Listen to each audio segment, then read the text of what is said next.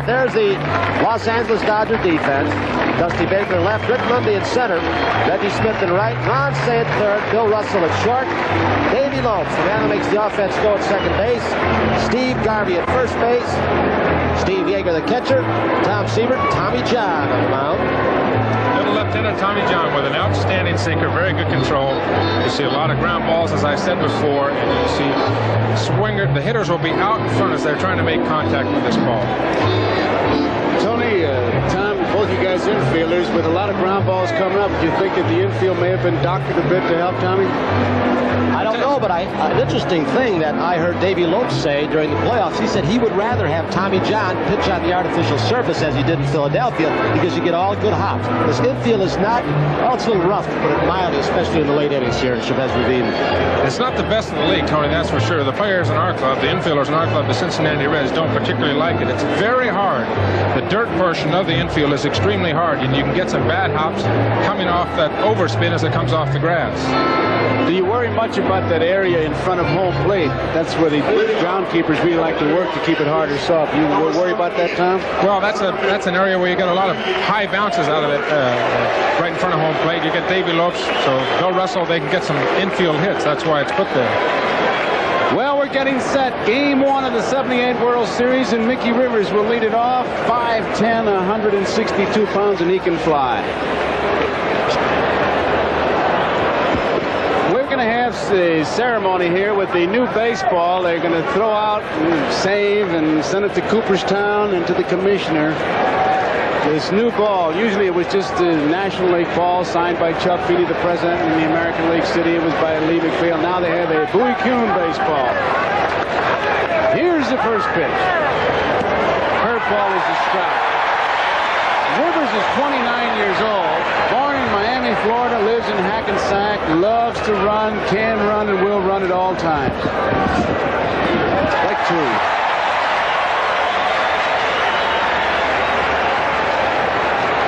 Rivers hit .265 on the regular season with 11 home runs. He was 5 for 11 in the championship series. And that's out of play.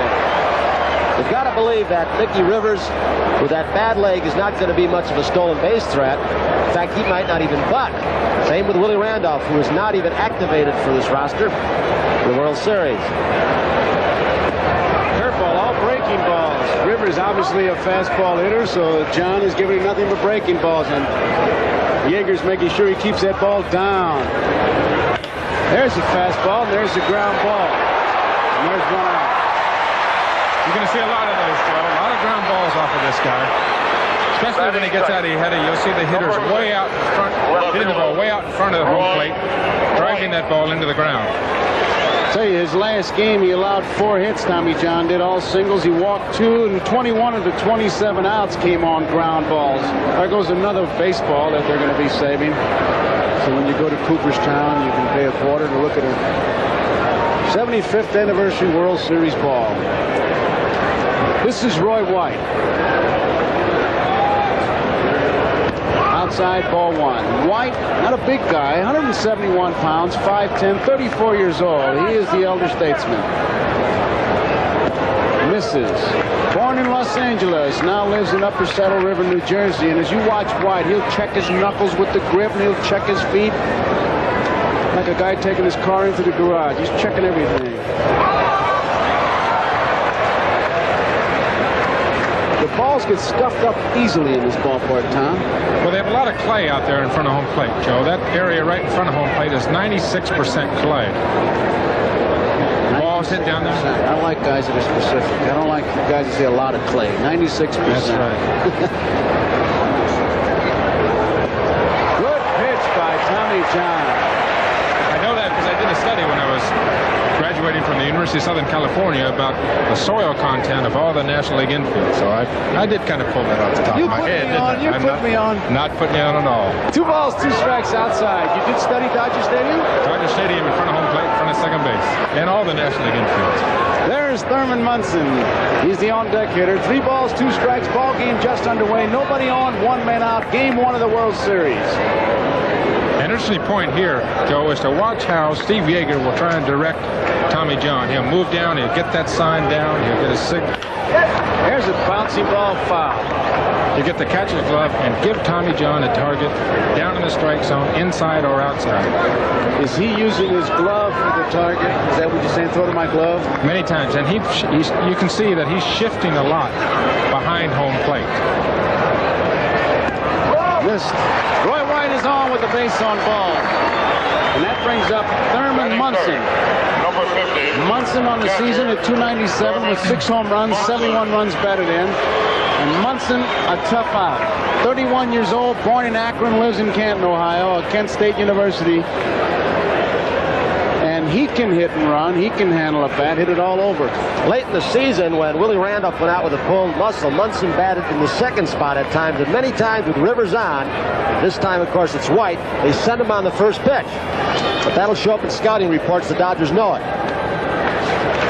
Yeager has a fine arm.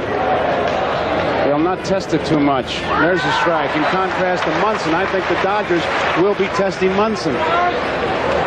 Joe, there's no doubt that the Yankees' stolen base game is almost gone. With Rivers with a bad leg, Randolph out of the series, so they may hit and run a little more, trying to advance runners. Bouncing ball, Lopes, one, Russell. Over the first, double play, turned it over, 4-6-3, and second base umpire John Gibber almost got here. So, in the top half of the first inning, New York nothing, Dodgers coming to bat. Well, so in the first inning off the bat of Munson, Tommy John does what Tom Seaver told you he's going to do. 3 double play outs. Right through the legs of John Kibler, the second base umpire. It did go right through his legs. If you wonder what would have happened had it hit Kibler, the ball would have been in play, but I don't think they'd have gotten a double play. That was a great shot right there of Russell throwing that ball low. You can see Roy White really duck his head as he's submarine him, which infielders use that as a defensive weapon. They have that base runner coming on, and they submarine you. You better get down in a hurry, Tom. All right, there's the Yankee defense. Roy White's in left field, does not throw that well. Mickey Rivers with a bad leg, not too good of an arm, with 2 big outfields here and in Yankee Stadium in Rome. Lupinella in right field. Greg Nettles at third base. Bucky Dent at short. Stanley filling in for Randolph, who will not be available for the series. Chris Chambliss at first, who almost missed the lineup with a bad hand today. Thurman Munson at catcher. Eduardo Figueroa on the mound for the Yankees. The hand is for Davey Lopes. Lopes hit .278, 17 home runs, 58 RBIs. In the championship series, he was one of the hot hitters, 7 for 18. He makes it go. A first ball hitter. Likes the ball up. And Figueroa's a sinker baller. Curveball. Ball 1. No score. Bottom of the first. It's playable. Tried to check his swing, and Chambliss makes the play, and there's 1 out. Lopes fouls to Chambliss. So you can see the right hand of Chris Chambliss. We got no report, nor did the Yankee broadcasters who were here, what happened to the hand, but for a while he was going to be scratched from the starting lineup. Right hand, wrist taped heavily, as you can see. It's got to bother him swinging, I believe. I was in the Yankee clubhouse for the game, Tony, and had that hand in ice and getting some treatment on it, and evidently it must have helped. He's in there. This is Bill Russell, takes a curveball outside. Russell got the big base hit that drove in Ron Cey to win it for the Dodgers. He's 6 foot tall, this fellow, 175 pounds. A clutch hitter, according to the Dodger players. 2 balls and no strikes. 29 years old, born in Pittsburgh, Kansas, lives in Broken Arrow, Oklahoma. Right center field, coming in fast. Piniella can't get it. First hit of the game. Well, let's see right off the bat if the Dodgers test out the arm of Thurman Munson. During September, the championship series, there were days when Thurman threw very well. But there were other days when the pain-killing drugs or shots he took in his shoulder helped not at all. He could not even reach second base. So they may want to find out early. This is Reggie Smith. He'll have the gap between first and second, which may dictate a move. Smith, the switch hitter. In fact, he says, you put my left-handed stance against the mirror, and you'll see my right-handed stance. More power from the left side. 6-footer, 195, 33 years old. Carl Reginald Smith. Russell draws the throw. They're trying to keep him close. Joe, I feel Reggie is a much better hitter left-handed than he is right-handed. He's right-handed, he's very susceptible to off-speed pitches. Left-handed, he's got more power and hit for a better average. And a good cut at that one. In fact, Tom, he's got a line. He says, right-handed, I'm Clark Kent. Left-handed, I'm Superman. He's not far wrong either. He is one of the tough outs in the National League. Tommy Lasorda has really done a fine job in getting this player to come along and do a great job for him. High fly ball, right center field. Piniella looked at Rivers, and Stanley motions that it's up there, and Piniella makes the play. I don't believe Rivers and Piniella saw it. What's happening, George, with a bad leg? Mickey Rivers ordinarily plays somewhat of a shallow center field. With the spaciousness out there and with a bad leg, I believe he's playing 10, 20 feet deeper to try and protect the ball from going over his head. And, of course, playing deeper with a weak arm, they're going to run if they have a chance. See Mickey Rivers hobbling back. He always looks real tired going back, but running he can move. This is Steve Garvey. What could you say about this fella that hasn't been said? And they name a school after you. That's about it. That's the whole act. Stephen Patrick Garvey, 5'10", 190 pounds, and I mean it's packed into that body. Ball one. You take a look at those arms, strong forearms. You look at those arms and you just know that he eats spinach for breakfast. Last time I pitched against him, went 3 for 3, and the last hit went about 400 feet. Born in Tampa, Florida. Now, California, that was close. They almost had him. He was leaning, Tony. Figueroa's got the kind of move to first base where some say he balks in the American League. In fact, Whitey Herzog, as we look at the play again, he was leaning. Whitey Herzog argued in the league championship game that he played that he moved his left shoulder and cocked that left knee toward home plate and then threw behind the runner. Draws another throw. Garvey on the year, tremendous year. 316, 21 home runs, 113 runs batted in. Hit 389 in the championship series with 4 home runs. He's second to Parker in the batting title race. There's the strike, a curveball. Ed Bargo booms it out. Over 200 base hits. Steve Garvey. He led the league in hits with 202. 1-1 pitch. Figueroa continues to loosen up as he plays catch with Chambliss. Here's Figueroa at the motion to first base. Opened the left shoulder all right that time, didn't he, Tom? He looked fine to me. A little hop, a little crow hop almost to first base. High curveball. He gets it up there, Tom. He's going to be backing up third. Well, like I said before, Joe, I think he's got to establish his curveball in the strike zone and down. I think he really does have to. The first hit was on a fastball, Billy Russell. 2 balls and no strikes, a base hit to right field. If he can't get his curveball over, I think the Dodgers are going to hurt his fastball. There goes the runner. Garvey pulls it into left field, a base hit. Russell is heading for third. He'll make it his first and third with 2 men out.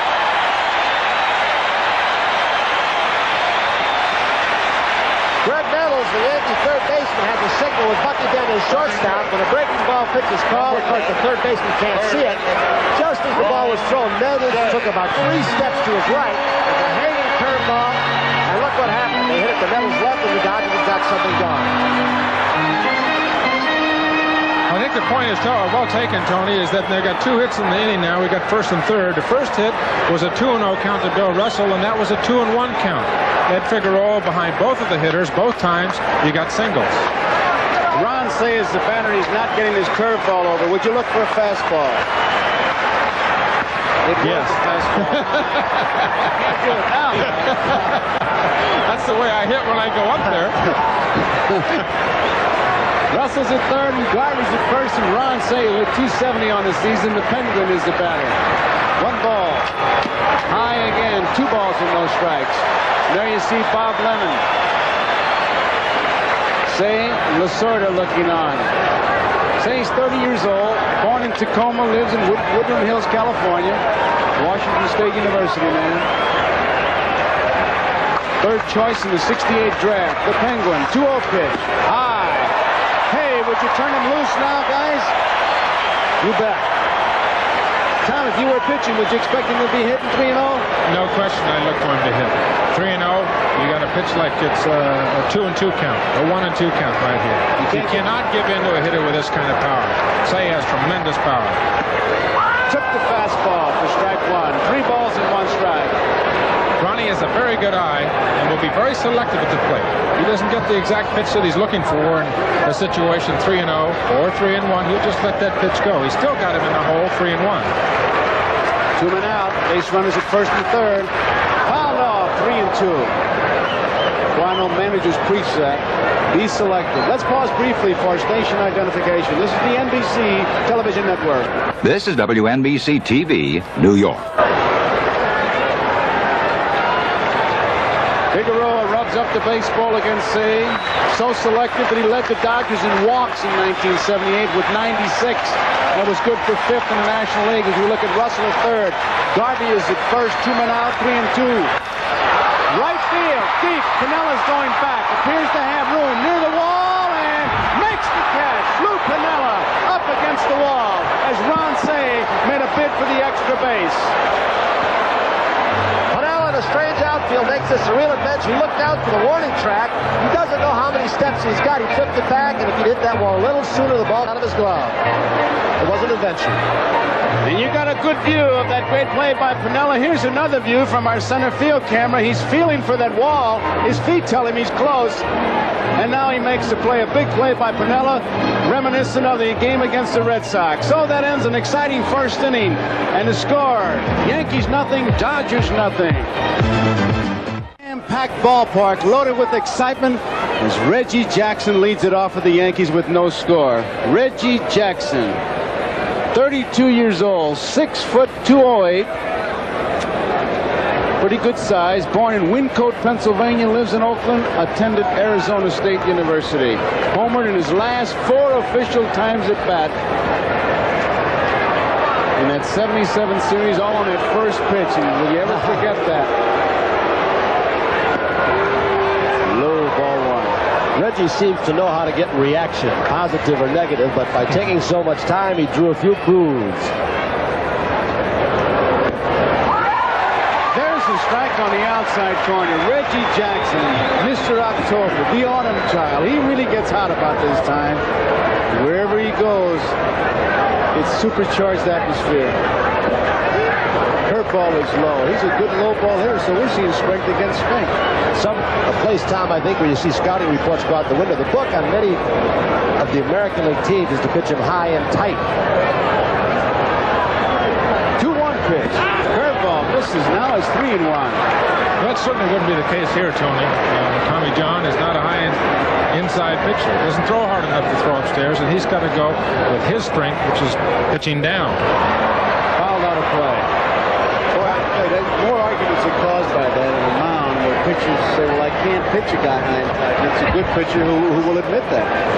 Tommy John made a comment yesterday during the workout to me I thought was interesting. He said, I get low ball hitters out better sometimes than high because they have a tendency to swing at bad low pitches. Jackson just sends one right back up the middle, and Reggie Jackson is on with the single. So the Yankees have the leadoff man. And Jackson sends it right back. Tom, you must know this feeling when that ball comes back to you. Well, that's all part of your trade, Joe. As you know, after you release that ball, you've got to be an infielder. There's no way that Tommy could feel that ball. Reggie hit the ball too hard. But a pitcher can really help himself during the season if he can bunt and move a runner along and on the mound be able to feel his position well. I tell you, it's 60 feet 6 inches from the mound to home plate, but by the time it's a follow-through, you're about 55 feet, so you're looking down the barrel of a cannon. Here is Lou Piniella, a steady hitter. Curveball is outside. Pinella's 35 years old. He just turned it on August 28th. Good-looking guy, I'll tell you that. 6'2", 200 pounds, born and lives in Tampa, Florida, and he can hit. Outside, ball 2 balls and no strikes. I'm Joe Garagiola with Tom Seaver and Tony Kupak. Game 1 of the 1978 World Series, and we got a beauty going already. A lot of people I've talked to, Joe, said that this might be the toughest out. Lou Piniella might be the toughest out on the team. He goes to right field. Reggie Smith is there. He's got a good arm. Jackson is tagging up. Will he challenge him? No, he won't.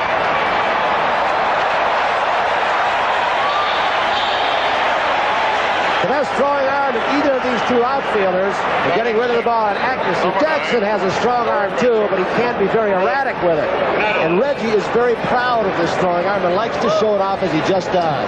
I think maybe Reggie Jackson wanted to see it too, to put on a little show for the fans. That's an outstanding throw. I'll tell you, a throw like that by Reggie Smith, as you look at him with his mustache off, and when he shaved it off, by the way, Johnny Oates, his teammate, didn't recognize him for 3 days. Steve Garvey walked by, and his little daughters kept feeling around to see if the mustache would grow. Last part of the season, a virus struck some of the members of the Dodgers, and he was very weak in Reggie Smith, and I think his average showed it. This is Greg Nettles. He fouls off the curveball out of play, strike one. Nettles, Mr. Puff. He's the guy who starts things and then disappears, according to the players. Wry sense of humor. Who says, what little boy doesn't want to join the circus and be a major league player? Just think how lucky I am. I did both. He is with the circus soap opera Yankees, but they win. Moves him back. 1 ball, 1 strike, no score, top of the second.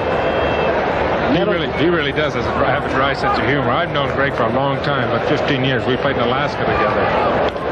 And he is a dead fastball hitter, and he can hit it a long way, too.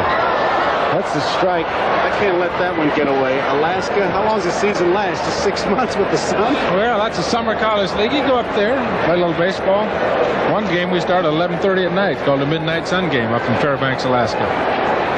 Rick Mundy was on our team, too. We've got some ex-Alaska goaltenders here.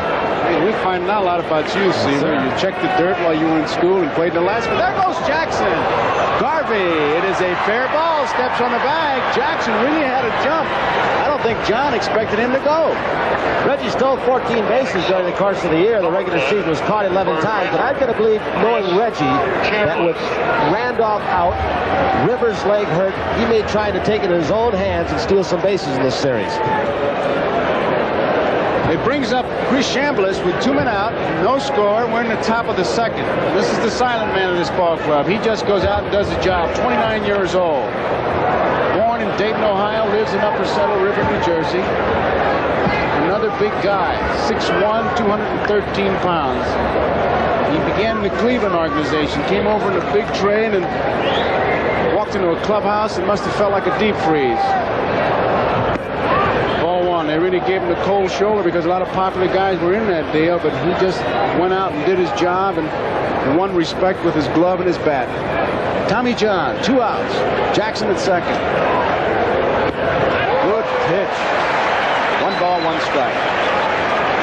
Tommy John with a bionic arm. An operation which I'm sure you've heard about. Low. But for those of you that may not know about it, we have some new viewers. As we look in Lasorda, he ruptured a ligament in his left elbow and he didn't pitch until the '76 season. He hurt that in '74. Chambliss takes it low. He underwent surgery, and a tendon from his right forearm was used in reconstruction of his left elbow. And Tommy simply says it was like a kink in the garden hose. There was no force at the nozzle, and they had to give me force. Off the handle, left field, could be trouble. Coming hard is Baker. That ball drops foul. That ball was trouble all the way. That's got to be a helpless feeling, Tom, to sit there and watch that ball and you start to blow it foul. Well, you know, in that situation, nobody's going to get to it. You just hope that it does just drift foul. Jackson hustling all the way. You see him heading back to second. He would have scored easily. So, if you recall, having Tommy John, as we look at Stanley on deck for the Yankees, after he had the surgery on his elbow, he apparently had some nerve damage, and it did something to controlling the thumb on his left hand. And his sinker ball actually got better because he had to adjust the position of the thumb on the sinker. Here's the 3-2 pitch. Hot smash. Russell has it at short. There's the throw. Garvey hauls it in. That ends the second inning for the Yankees. So as we go into the bottom half of the second, it is New York nothing, Los Angeles nothing.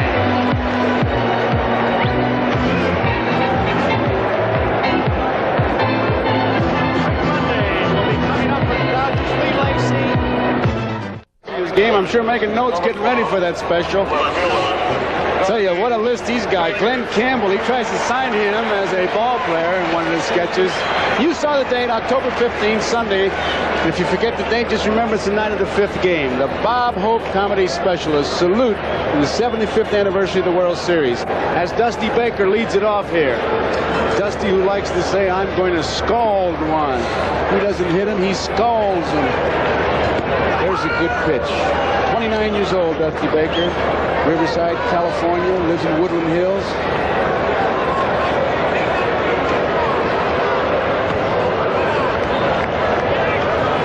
Figueroa.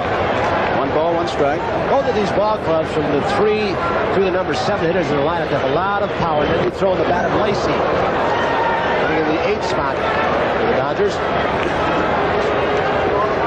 Figueroa will throw 2 kinds of fastballs. He'll sink one across with the seams, hold it across the seams, and he'll ride it a little bit. That's well hit. That ball is really, as you say, ridden.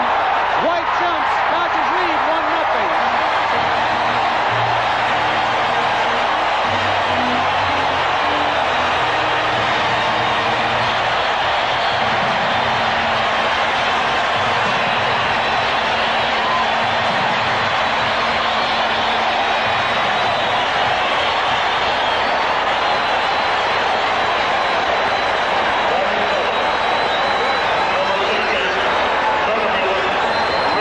It was a 1-2 pitch, Tony. As you can see, Ed Figueroa got ahead of this hitters.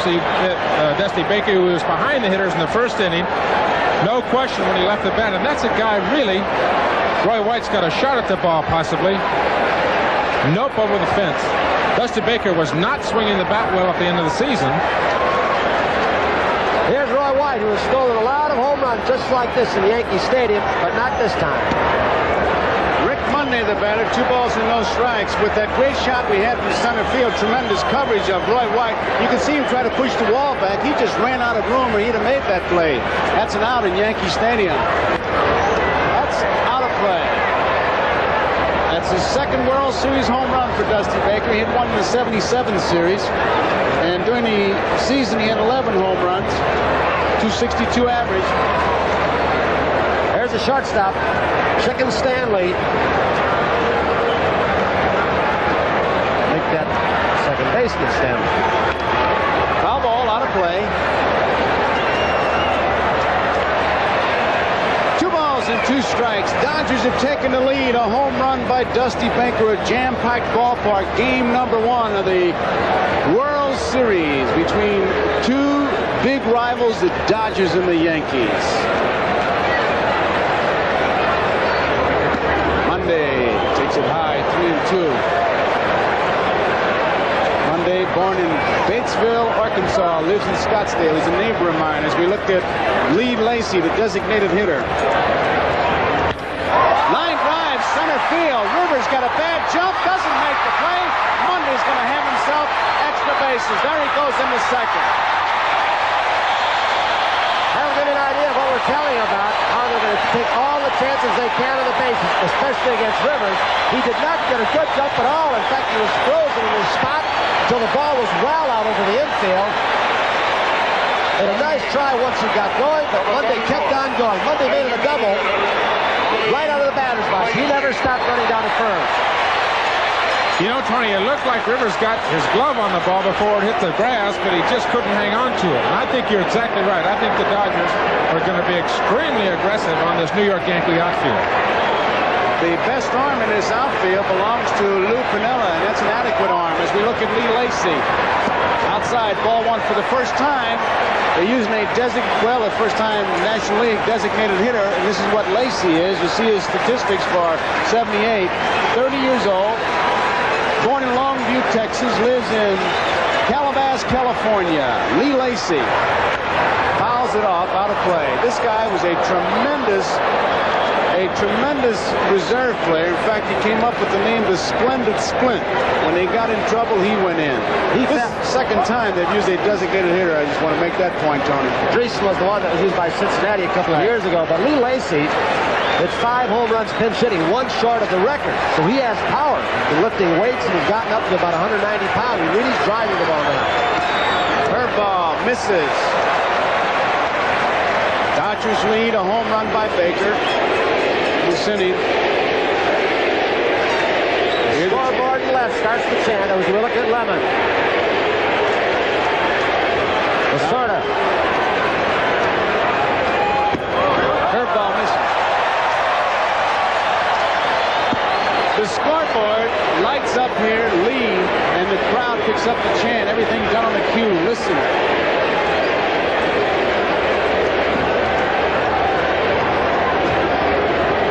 That is a big message board. 3 balls and 1 strike.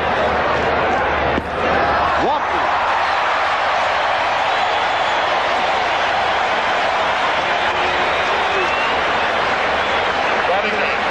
So we have a base runner at first. We have a base runner at second. It brings up Steve Yeager. Here comes Bob Lemon. He wants to talk to his pitcher. The last game for Figueroa, he started game 2 in the championship series, and he lost at 10-4 at Kansas City.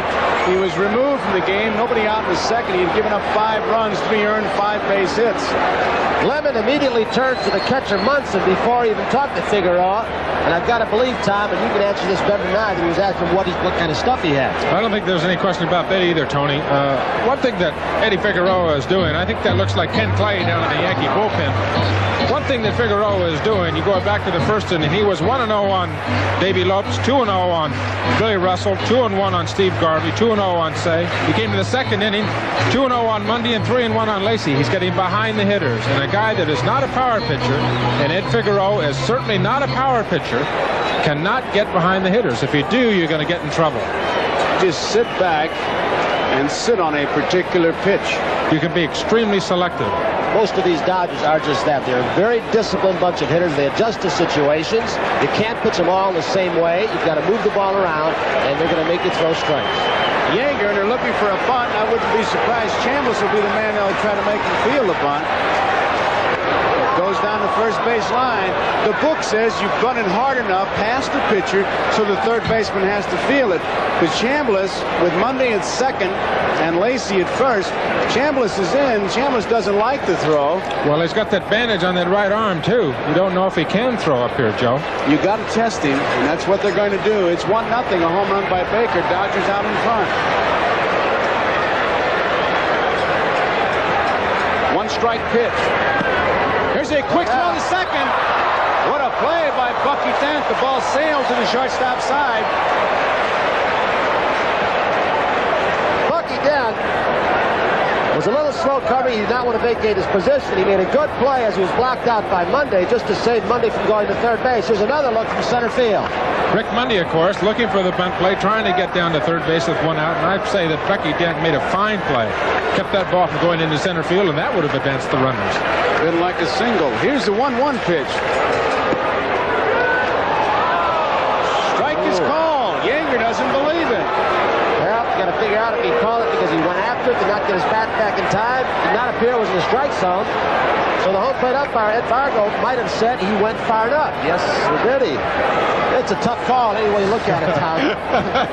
It is a tough call. Depends if you're a hitter or a pitcher. I think it was a strike. Well, I think if I were hitting, I'd be good with Yeager. I think it was 2 balls and 1 strike. And argue, right? 1-2 pitch now. Outside, Munson backhands it like a first baseman, something he does well. In fact, he did it against Kansas City and was able to get Willie Wilson going into third. 2 balls and 2 strikes. Lacy's at first, Mundy's at second. 1-0 Dodgers lead. We're in the second inning, a home run by Dusty Baker.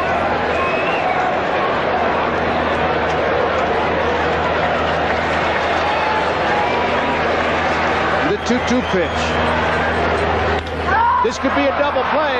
Dent, 1 over to first. It is. And what a collision we had at second base. Lacy really did a number on Fred Stanley. But they got the double play. 6-4-3.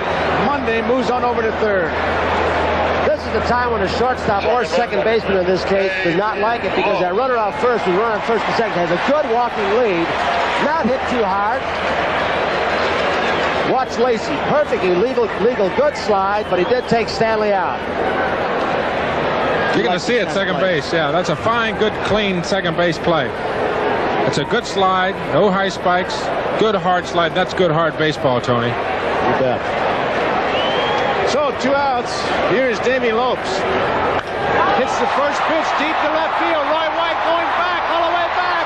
This ball is out of here. 3-0 Dodgers.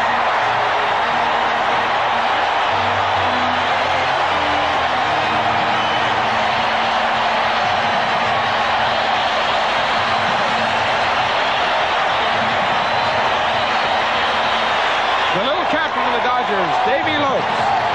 3 runs in the inning, and there's about 55,000 people in here that are pretty happy right now, including some Dodgers. And give a little credit to Lee Lacy, because when he came in hard, he upset Stanley just enough.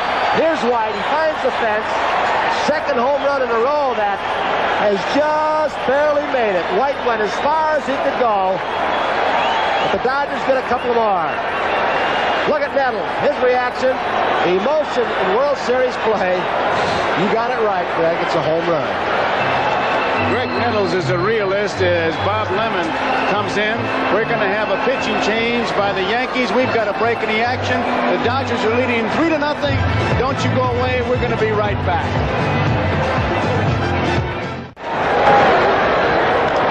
First pitch. They're jumping on that first pitch. Pops it up. Bucky Dent taking charge. Makes the play. That ends the inning. But the Dodgers have a good inning at the end of 2. It is the Los Angeles Dodgers 3. A home run by Baker. A home run by Lopes. It's 3-0. Dodgers over the Yankees, and coming up for the Yankees, Stanley, Dent, and Rivers. We move into the top half of the 3rd inning. Joe Garagiola, Tony Kubek, Tom Seaver, and Kurt Gowdy all here at Dodger Stadium, where the Dodgers have taken a 3-0 lead on the home runs of Dusty Baker to lead off that 2nd inning, and then that Monday double, a walk to Lacy, a double play by Yeager, but then Lopes hit a home run over the left field fence, and the Dodgers with Tommy John on the mound lead 3-0. Tommy John, who says he likes to throw ground balls, has done just that. He talks about his pitching in very simple terms. He said, challenge him and hope it's your day. It's no time to get brilliant. I gotta like that. He's done a good job of it for the last few years, that's for sure. Well, I'll tell you how good a job. Pete Rose, I think, said it best. He said, I know they grafted a new arm on him, but did they have to graft Sandy Koufax's old arm? That's the kind of pitcher he's been. Here's Fred Stanley, who has replaced Willie Randolph, will not play in this series. Stanley takes it low, ball 1. Randolph pulled hamstring, will not play. Brian Doyle and Stanley will have to fill in. 1 ball, 1 strike. And the Yankees are going to miss Randolph because he got a lot of bases on ball and led the club. He could steal a base. At great range, Stanley will do the job defensively, but offensively, he's no Willie Randolph. Here's the 1-2 pitch. Did he go around? Ask, they say no, says Bill Haller. Ed Fargo, the National League, is at the umpire behind the plate. That's Bill Haller, who is at first base. John Kippers at second base. Let's look at that pitch. What do you think? As a hitter, Sinker ball was low. Well, Seaver is a pitcher. He hit that, and they're going all the way to Pasadena. What do you mean? Here's the 3-2 pitch. That ball well hit. Nobody's going to get this one. It'll be extra bases, a fastball, and Stanley really tattoos it. He's got himself a double.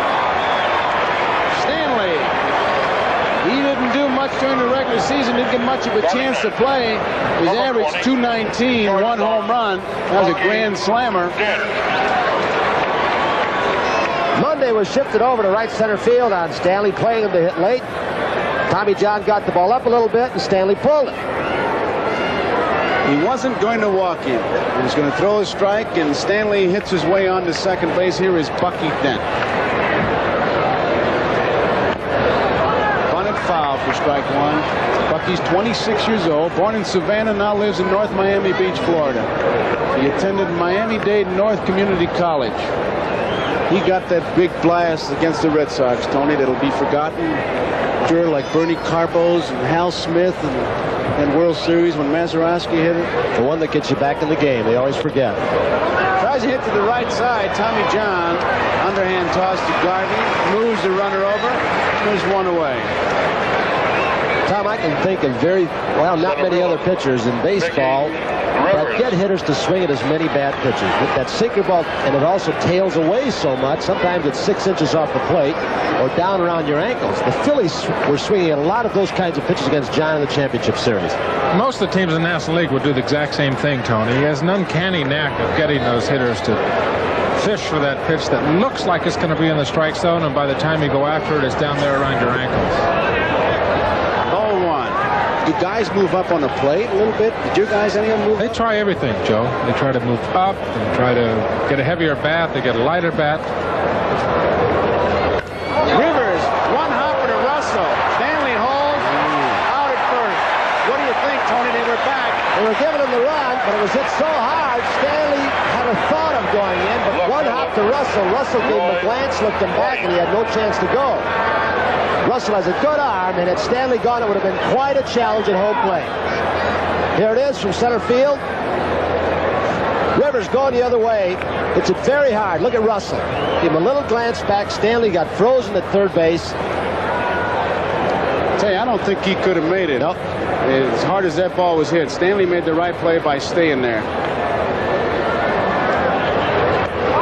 It's outside. Roy White. Tommy John, 7 of the first 8 outs, ground balls, so the grub worms will not sleep around home plate tonight. There's another one off the end of the bat. Yeager.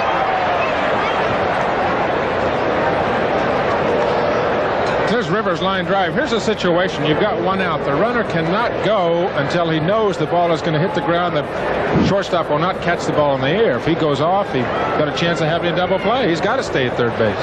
That was a great isolate. Stanley looked like he'd gotten a book of dance tickets and didn't know what to do with them. He missed a few dances on that one.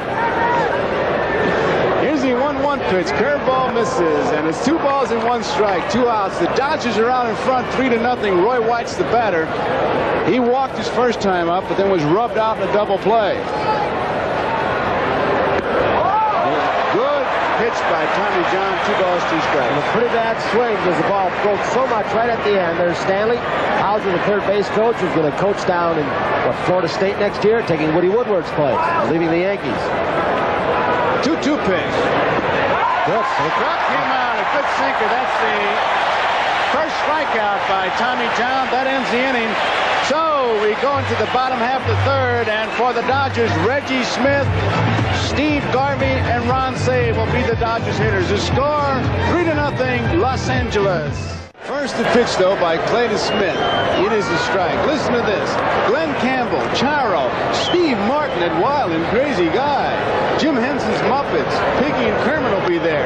Cheryl Teagues, Billy Martin, Howard Cosell, Johnny Bench, Vida Blue, Don Drysdale, Sandy Koufax, Tommy Davis, Mickey Mantle, and many, many more stars who made baseball and the World Series a big, big part of America. That's October 15th, Sunday.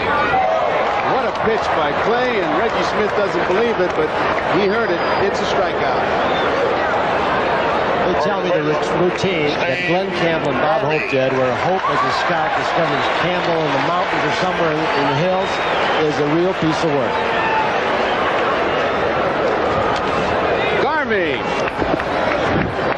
Garvey singled his first time up. Don Rickles, who is always here, he's an honorary Dodger coach, calls this guy Mr. Clean. Garvey hits the first pitch, pops it up, and it's out of play. In fact, Rickles does a number on all of them. He says Garvey's the only first baseman to wash his glove.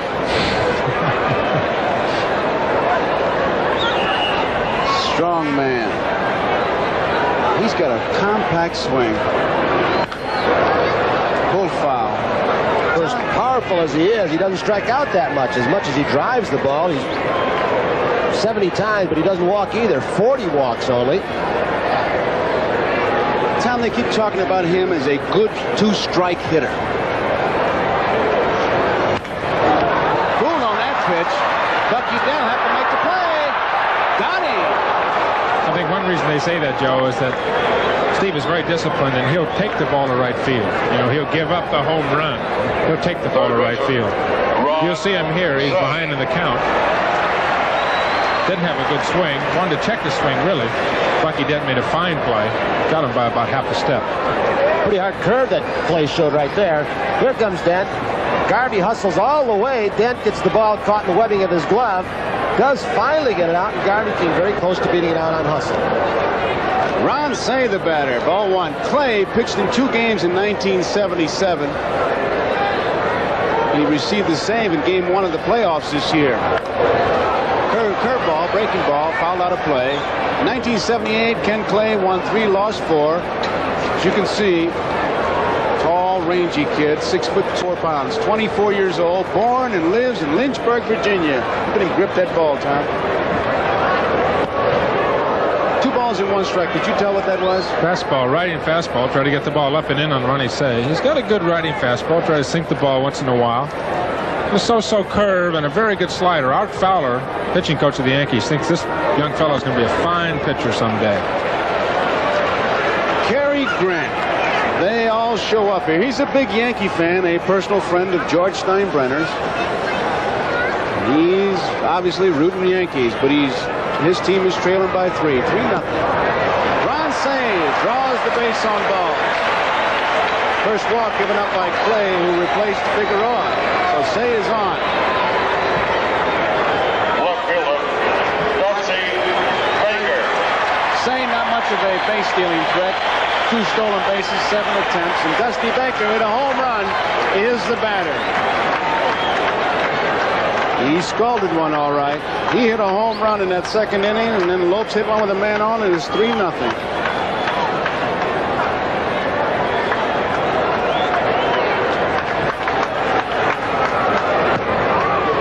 Outside, ball 1. You notice that little patch on the left arm of the Dodgers, number 19, in memory of great Dodger coach Jim Gilliam, who passed away on Sunday. This whole series dedicated to Jim. Low, 2 balls, no strikes.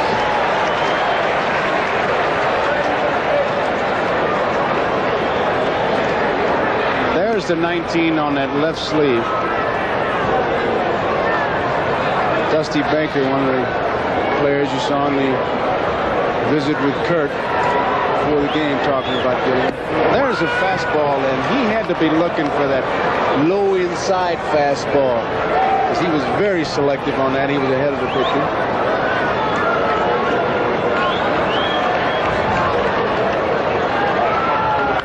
Bouncing ball, Nettles has it. He's going to go to second. Force is on. That ends the inning. So it's still a 3-0 score. The Yankees in the 4th inning will have Thurman Munson to lead it off, followed by Reggie Jackson and then Lou Piniella. So as we go into the 4th and the 3, Dodgers 3, Yankees nothing. And we'll be right back after these messages. Joe Garagiola with Tony Kupak, Tom Seaver, and Kurt Gowdy here at Dodger Stadium, and it's a 3-0 ball game. These Dodgers jumped out to that lead on a home run by Dusty Baker in the 2nd inning to lead it off, and then Rick Monday doubled. Here's our view. The fellow with the coat on and the shiny head. That's me. We'll turn around. Okay, our creepy snuck in on us. Hi, everybody. Hi, Mom. We're happy. My Mom won't even come down and watch us tomorrow. If these aren't the best seats in the house, I don't know who's got them, right? Can't enjoy this. The creepy is right behind us, a shot of Tommy John. A 2-run homer by Davy Lopes. In that 2nd inning, made it 3-0. That's how we stand. And here is Thurman Munson, who hit into a double play. First ball, fastball hitter, Thurman Munson.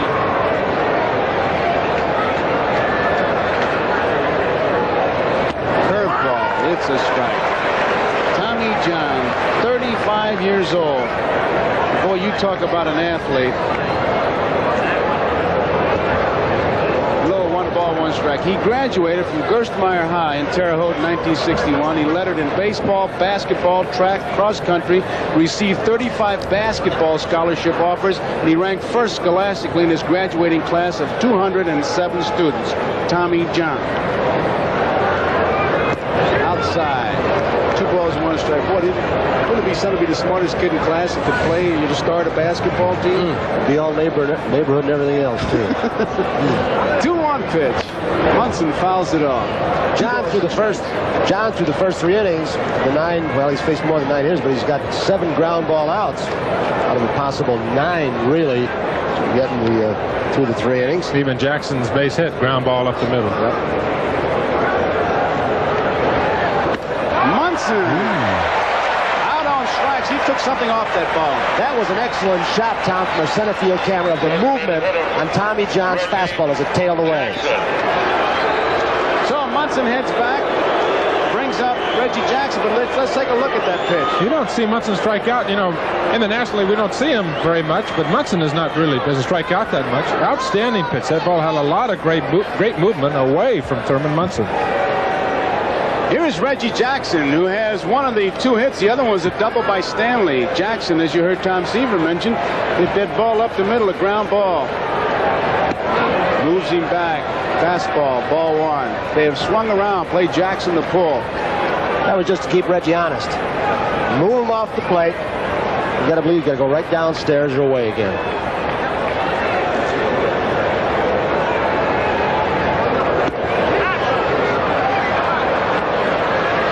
There from our camera in left center field is what Dusty Baker is seeing as you look right in on Reggie Jackson. That's the camera got the reaction shot on Carlton Fisk of the 75 series. Off the handle, say at the shortstop spot, makes the play. He was way over there, and Jackson is out. He jammed him. He really had Say moved around and almost kind of a deep shortstop he was playing. Reggie doesn't get to this ball, hits it late. On the ground, another ground ball, as we talked about before. Ronnie Say way over, almost in the shortstop position, got Jackson easily. He also showed why he's a pretty good pitcher, because he adjusted from the first time Reggie was up, and he did throw him 3 pitches on the inside part of the plate, try to get him up and in. Here is Lou Piniella, who flied deep to right field his first time up. He went with the pitch.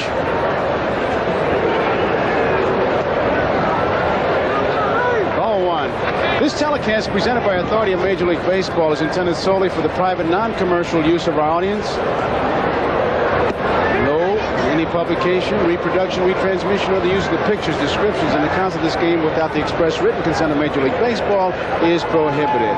2 balls, no strikes. There's the strike. Lou's standing up there looking like, hey, fella, you're going to have to throw me a strike. I'm not going to swing the ball out of the strike zone. He looks like he's being extremely selective. It's outside.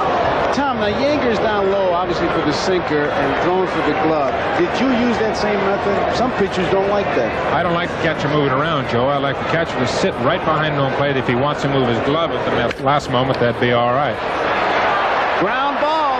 Russell to Garvey. It's a 1-2-3 inning, 4th inning. The Yankees go down. 2 up for the Dodgers in the bottom half of the 4th inning. We've got Rick Monday, the designated hitter Lee Lacy, and Steve Yeager. As we go into the bottom of the 4th, 3-0 Dodgers. The preceding message was furnished by Major League Baseball.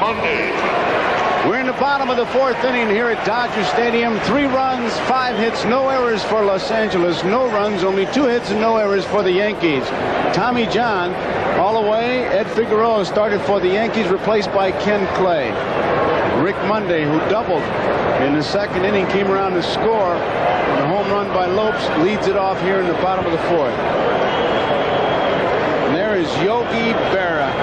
75 World Series games as a player.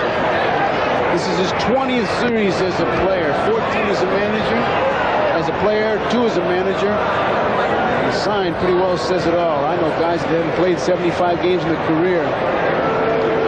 They said if you'd have known they were going to win that much, you wouldn't have taken all rings. Yogi, loved by all. Popped up straight back out of play. Monday had a good cut at that fastball. Sounds like he was, or looked like he was guessing as he sounds as he landed up here. Would you consider him a guess hitter, Tom?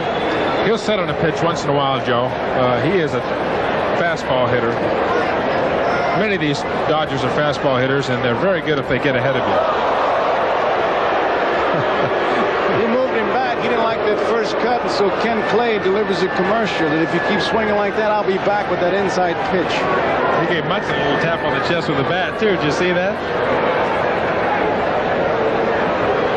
Yep. Trying to go up and in, as you can see, Tony, but if down and in, Thurman gave him the target up and in. And another good cut.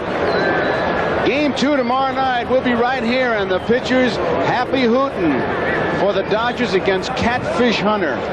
Game 2. Thurman Munson playing with a bad shoulder separation partially. Got it when he was out in the outfield. But he showed in the championship series when he threw out Willie Wilson on a controversial play at third base that he can still throw on occasion. He's battled through a lot of injuries this year. He just wants to stay in the lineup. 1-2 pitch.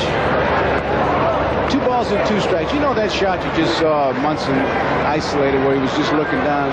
It's funny how I kind of related to that because many times you just stare at the dirt like it's supposed to talk back to you.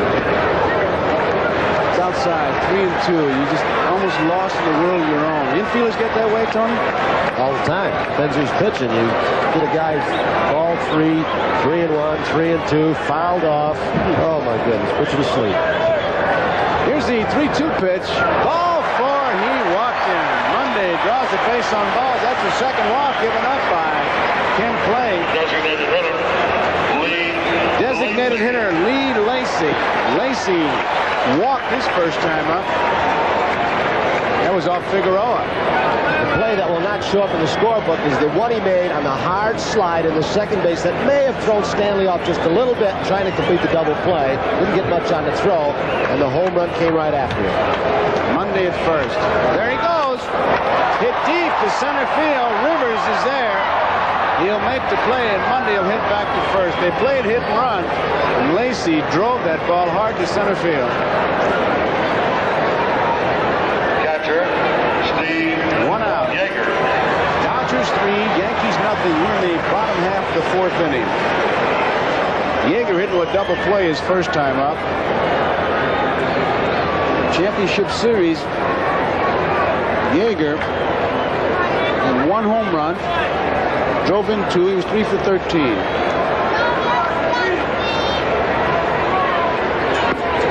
Went around, strike 1. Ed Vargo, the National League, behind the plate. Rick Mundy's at first base. The man in the Yankee dugout with the bat is Paul Blair.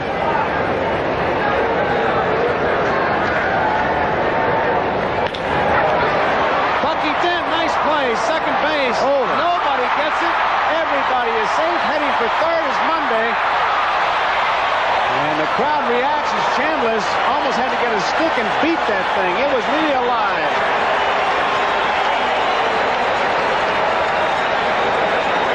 Bucky has to throw off balance, has to throw hurriedly. He rights himself, opens up too soon when he threw, bounced the ball. Stanley tried to block it, get the force out, but the ball gets by him. So an error will probably be charged on Bucky Dent. Here's another angle from center field. He went quite a ways. For Yeager, a lot of teams play Yeager way over the hole, don't they, Tom? Playing to pull a lot. Rick Mundy taking off for third base. Here he is coming to second. Bucky Dent almost made a super play. A great catch, and they used to say in high school, a great catch and a $1 million catch and a 10-cent throw. The Dodgers end up with runners on first and third, 1 out. Davey Lopes up. It was an error on the shortstop Bucky Dent, and the delay was because Fred Stanley took the ball, it came off his thumb, and he took some warm-up tosses with Greg Nettles. Now we're all set. 1 man out, base runners at first and third. Lopes with the first pitch his last time up for a 2-run homer, the batter. He takes it low, ball 1. Lopes with Monday at third, Yeager at first. Davey hit a home run in '77 World Series, and he's hit 1 tonight. Hit 17 in 1978. That's his National League high. Added 2 more home runs in the championship series, so he's had quite a year with home runs. The crowd chanting Lopes, Lopes. Tough man to double. It's surprising power this year, Joe. Quite a few home runs, and he can hit the ball out of any part of this ballpark. There goes one deep to left center field. It's another one.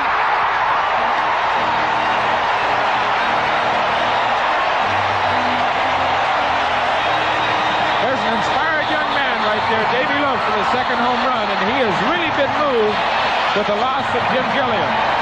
He and Jim Gilliam were extremely close, and he, as you can see by his reaction, he really wants this World Series. Lopes showed some power a few years ago also. He had a 3-home run day in Wrigley Field, Chicago. Hit what looked like a good sinking fastball down around the knees. They want him to come out. Russell is going to tag up on Monday. What a crowd reaction. They want Davey to come out on the dugout steps. And he did.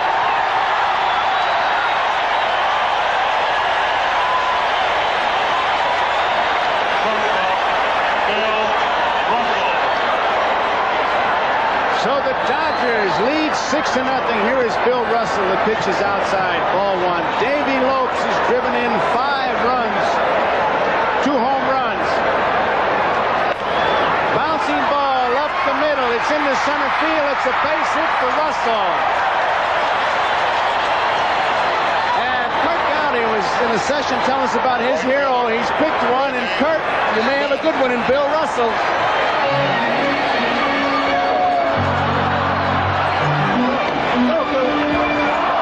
Bill Russell, he'd be my nomination maybe for the World Series hero for the Dodgers. I was going to pick Mickey Rivers because, see, many times it's not the big stars who end up as the outstanding player of the World Series. Right now, Davey Lopes certainly has a head start. Okay, Joe. Line drive by Reggie Smith. Chambliss got a glove on it, took a base hit away from him. Russell moved to second base. There are 2 outs. Certainly a good point you made, Kurt, that it isn't always the big hero. Tom, you had a guy with the Mets that certainly wasn't the big man and ended up the big hero. He most certainly did in 1969 against the Baltimore Orioles. It was Don Clendenin, but the little guy that really did a great job for us, Al Weiss. So Russell, Kurt Gowdy's pick for the hero in the World Series, is on at second base. There are 2 outs. 3 runs are in here in the 4th. The Dodgers lead 6-0 as Davey Lopes has gone on a rampage. 2 home runs. And Steve Garvey, who singled to left in the 1st inning and bounced out short the 1st and the 3rd. Swings and misses. He had a good cut. He was going for downtown. Threw him a breaking ball there on the first pitch, and I'm telling you, Kenny Clay is going to have to get something over beside that fastball into the strike zone, a breaking ball or slider or something, or the Dodgers are going to jump all over his fastball. Another breaking ball. It's a quick 2 strikes. In the bullpen, Paul Lindblad starts to heat up for the Yankees. Sparky Lyle's down there somewhere, Tony. Boy, he's been the forgotten man, hasn't he? Oh, he is buried in the bullpen. So it's a strikeout for Clay. That ends the inning, but it's a good one for the Dodgers on the 3-run homer by Lopes. And the Yankees will send up Greg Nettles to lead it off, Chambliss, and Fred Stanley. But as we complete 4, 6-0, Dodgers over the Yankees. To this sad loss, that Davey Lopes said, I can't think of the game of baseball without thinking of Jim Gilliam, and I'm dedicating this series to him. And you just wonder, with that intangible, how big it's been, because Davey Lopes is certainly playing like an inspired player. 6-0. Dodgers lead. And Tony, it's you. Nettles, Chambliss, and Stanley face Tommy John. He's walked 1, struck out 2. There again, the 19 blazoned in black on the arms of every Dodger player. A tribute to Jim Gilliam. 2 balls, no strikes to Greg Nettles. Tommy John still getting a lot of ground balls. Slow curveball, 2 balls, 1 strike. John started out with the White Sox. He always had the good sinker, but he's improved his control of it and added that good curveball. Hit hard. Garvey cannot find the handle at first, but he'll take it unassisted. 1 out.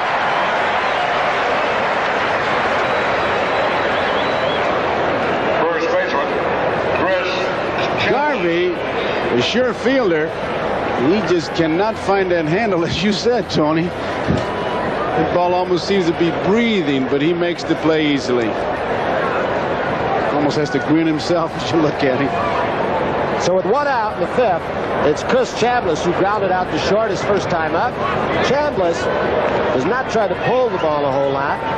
He actually hit higher average-wise against left-handed pitchers than right. He gets jammed, but it might be trouble. Baker's got it. 2 out.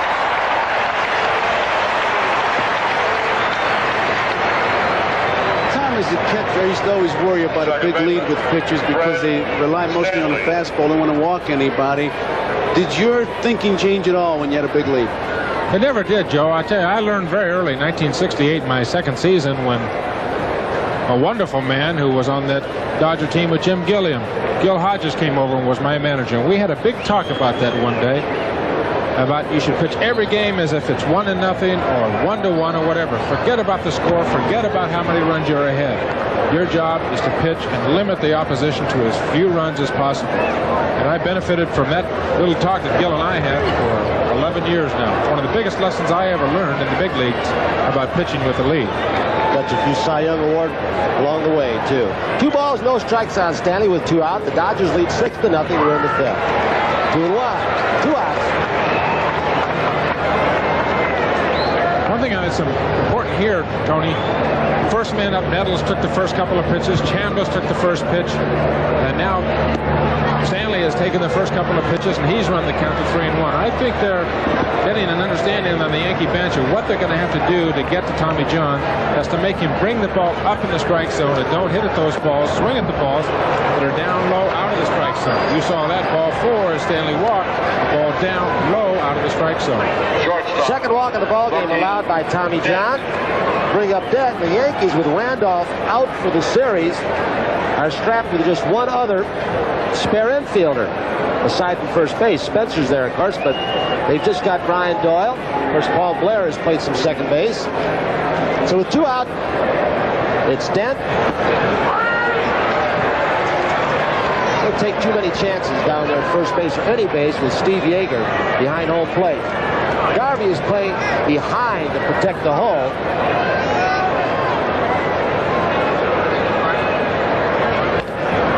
Another good sinker.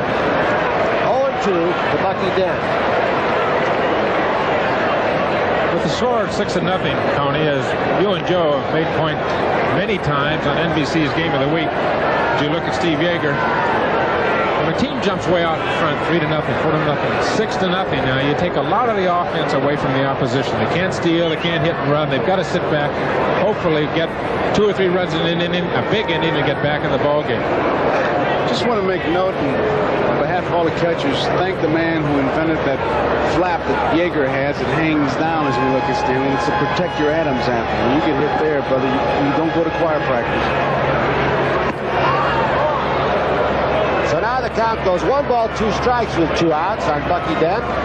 6-0, but we talked about the power. There is the little thing to protect the throat on Yeager, designed by Bill Bueller at Yeager.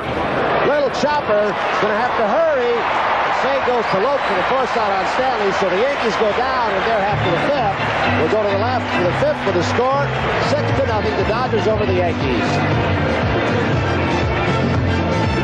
Ron Seydoux up for the Dodgers. Dusty Baker. And there's Rick Monday. Dusty Baker, Rick Monday. Ken Clay, the second Yankee pitcher. He relieved Ed Figueroa. 6-0, but the Dodgers, with the power that they have through the middle of their lineup, have the capability of coming back. But you've always got to worry about Terry Forster down in that bullpen for the Dodgers, who shuts teams off in the 8th and 9th. Coach Gossage is the man for the Yankees, who does the same job on the other side of the field. Look out. Breaking ball. He may have tried to overthrow, and the ball got away from him. 2 balls and no strikes on Say. There's a young man, Ken Clay, who came and did a good relief job in the championship series against Kansas City. He will be looking for something inside he can pull, but he went after the pitch away. A sinker. Nettles bare hands it, but he doesn't get the handle. So Sale be on. Tough chance for Greg Nettles, who was playing deep for Say. Nettles only had really one chance to barehand that ball. It doesn't take what you would call a true hop. Couldn't find the handle, and then that's it. Say is on. Base hit. Dusty Baker, who got the Dodgers on the board in the second inning when he led off with a home run. Lopes already has 2 home runs also.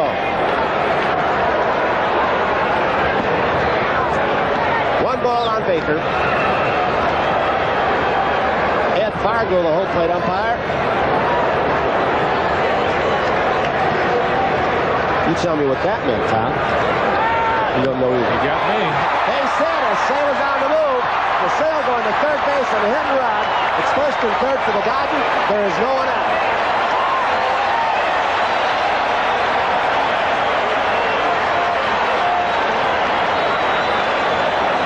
Ronnie Say going off at first base. Not really a base-stealing threat, but he runs well for a guy with really an unorthodox type of running.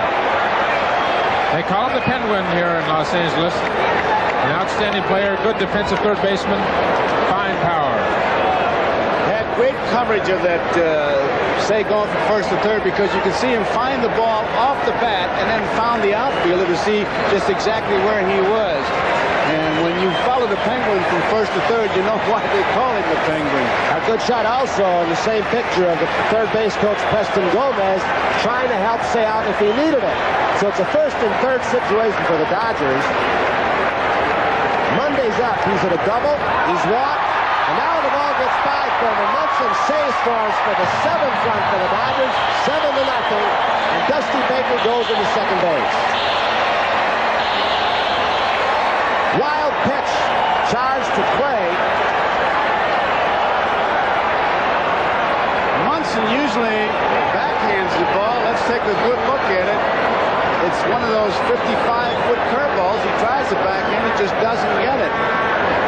It's not what you would call a classic block, which I'm a bit surprised, because with somebody at third base, you try to block him and keep that ball in front of you. There's the shot where he watched the ball go off the bat, and then you saw him look at that outfielder, so he knew exactly where that ball was at all times, which is the sign of a good base runner. Tony, Bob Lemon's coming out, and just to answer your question what Munson's flashes were, I think what they may be using is, forget the fingers, it's a number of times you see a flash. If you flash, let's say fastball, curveball, changeup, and you flash 3 times, that's what a pitcher does. Fastball, curveball, changeup. It's a rhythmic thing. Regardless of the number of fingers you put down, could be 3 ones in a row, Right. or 1, 2, 1, but there's still 3 flashes. It's the flashes Right. that you see. So Lemons made the call. There's Lasorda in the dugout for the Dodgers with a comfortable 7-0 lead. Paul Lindblad was the man who started walking into the bullpen. He replaced Clay, the third Yankee pitcher. The score here in Dodger Stadium in the last of the 5th with nobody out. 7-0. The Dodgers lead over the Yankees. A shot from way up high on top of Dodger Stadium in Chavez Ravine. Looking down very picturesquely. I wonder why a man designed a baseball field that way. So precise. Paul Lindblad. His 26th appearance. He did that in the regular season. He had 1 game start. At one time, Paul threw fairly hard. Now he tries to move the ball in, up and down. Little curveball, slider. 7-0. The Dodgers lead over the Yankees. Baker's down at second base. 1 ball, 1 strike on Rick Monday. There's Dusty.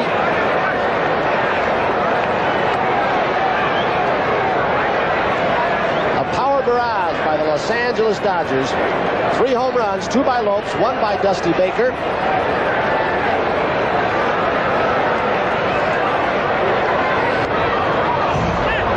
That is something that at times, with a 7-0 lead, the opposition might get mad at you. Lee Lacy, the designated hitter on deck. Monday trying to pull the ball, not to sacrifice the runner to the third base, but just get him over. And what does the opposition do? Well, they get mad. If they get mad enough, pitches start coming up near the helmet area. No, they didn't get mad enough. 2 balls, 2 strikes for Rick Monday.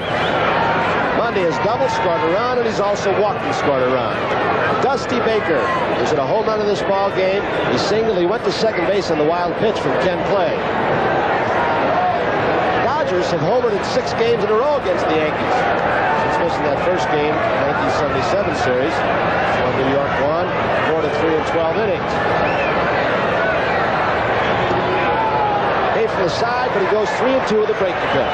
Tony, Tommy John, the way he's pitching, control only 2 base hits. He's got the Yankees really looking flat, like they're almost playing underwater. They're moving slowly. I'm sure the thing's going to come up.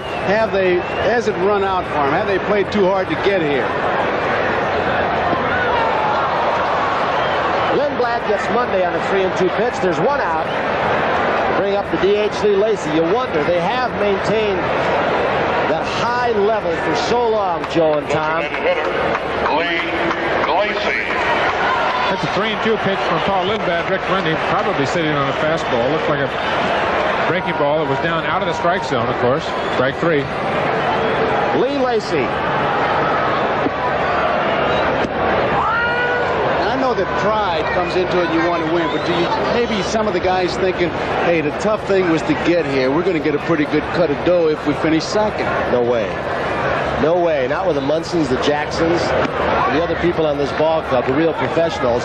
One of the breaks or bad breaks the Yankees got, as we look at Yeager on deck, and Kurt Gowdy referred to it in the opening of the show, that Guidry could not open the first game. One of the reasons Tommy John pitched the first game instead of, say, a Bert Hooton is because Tom Lasorda wants to see a left-hander 3 times against the Yankees. That'll be John if it goes 7 games. The Yankees with 4 left-handed hitters in their lineup. But the Yankees have done the impossible many times this season, as we indicated to you earlier. Came from 14 games down. Had a win in a playoff game up in Fenway Park. Lacy hits this one high in the air to left field. Roy White, Mickey Rivers. Rivers takes it. 2 outs. Bring up Steve Yeager. Catcher, Steve. Joe, I don't think the Yankees are really down at all. I think the aspect of this game is that Ed Figueroa came out, was getting behind all his hitters, many of his hitters. Kenny Clay came in, did much the same thing, and the Dodgers sitting on fastball and blowing out a great big lead. Tommy John for the Dodgers going up there doing what he does well every time he goes to the mound. Keeps the ball down in the strike zone, gets a lot of ground balls. A consistent Dodger game. That's the kind of game they play. They can good pitching at you, and they can run some runs up on that board very quickly. With 2 outs, 1 ball on Yeager. Lasorda next to him with the glasses, Monty Basgill.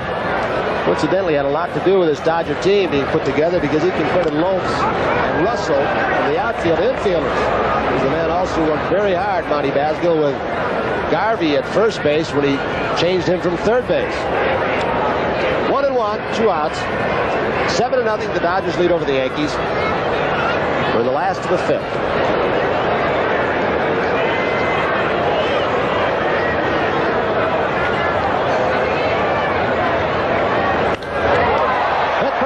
Center field, and Mickey Rivers right in his track. He's got the hard line drive for the 3rd out in the inning. So after 5 here at Dodger Stadium, a big lead by the Los Angeles Ball Club over the Yankees. 7-0, 2 up for the Yankees. It's Rivers, Roy White, and Thurman Munson. Well, they just made the announcement here at Dodger Stadium. The attendance, 55,997, an all-time record in this ballpark. As Joe told you earlier, they drew over 3 million people during the regular season. An enthusiastic crowd. They're here tonight, and if they are all Dodger fans, which I'm sure they are all not, they've seen the Dodgers jump off to a 7-0 lead over the Yankees. Ron Guidry, the man who, if not for that playoff game up in Fenway, might be starting here tonight. And Tom, it might be that he'll get only 2 starts, maybe 1. You never know how long the series is going to go. Well, you don't know what the pitching rotation really is going to be. I would think he'd probably have to pitch on Friday, and then he pitch the last game on Wednesday. And you might see these 2 pitchers right here going for the last game. Go Motor, California license. Tommy John and Ronnie Guidry may be, if this thing does go to 7 games, be matched up in the final game. Rivers, White, Munson. Say in close at third base. Looked like he tried to hit it by him.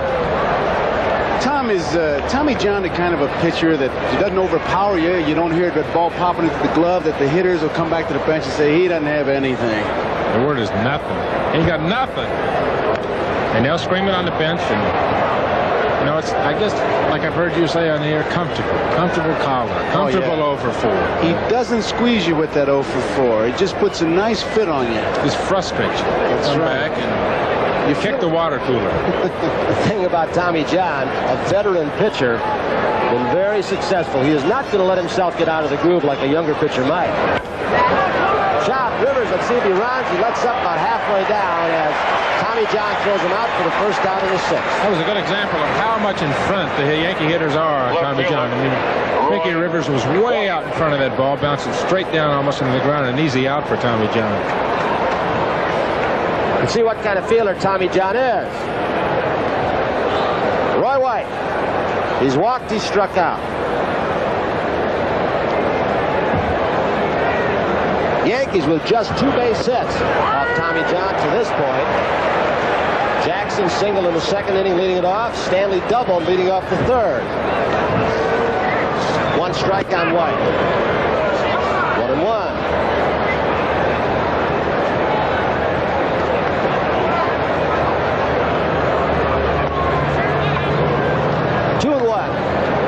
Bob Lemon, whose club is going to have to come back a long ways. Yogi next to him, and that is Willie Randolph standing in the back. I'm sure a very unhappy Willie Randolph. And that motion that Yogi made, Tom, I think is exactly what you were saying. You got to get him to get the ball up. You know, 2 Italians can make the whole sentence without talking, just using their hands. This one up, get the ball up. Well, he's that type of pitcher, Joe. I mean, you walk up and you hit against Tommy John, and the ball comes up to home plate, and you know it's not going to get by you. And the ball looks good. You look like you can drive the ball hard.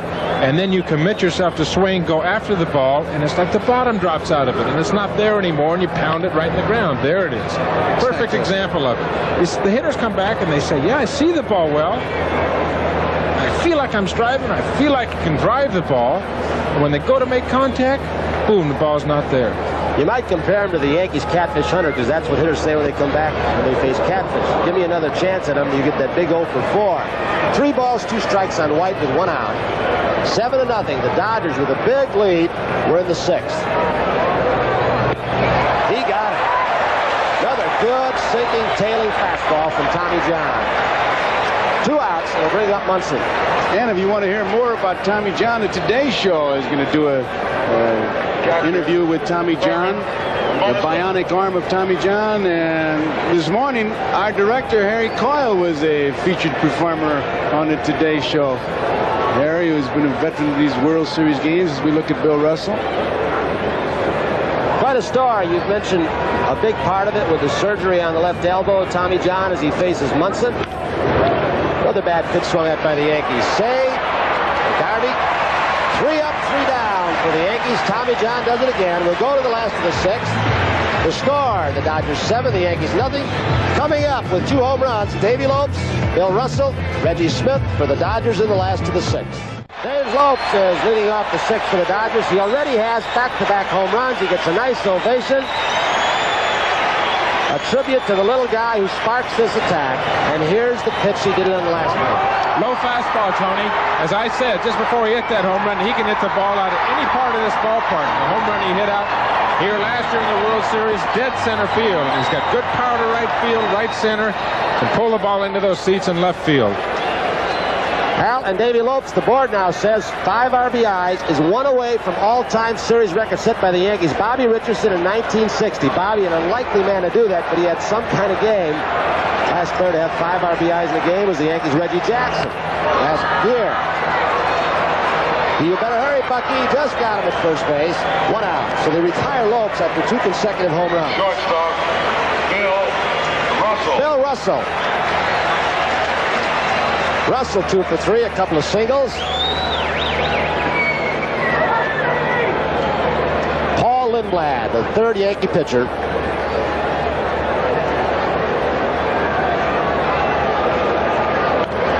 Russell, the kind of guy, I've got to believe that if he weren't hitting in the number 2 spots, where hitting behind Lopes most of the time, he has to take a lot of pitches, give Davey a chance to run. He might have that average up to 300 if he could hit when he was ahead on the count instead of having to take so many pitches. Good handler of the bat. You can see it by that stat right there.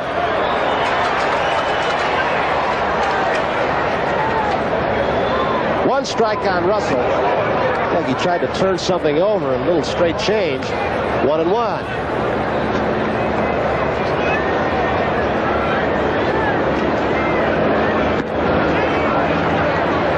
Showed you all kinds of devices devices, aside from rosin bags these days, and leaded pipes and bats, etc. A power swing device that some of the Dodgers are using.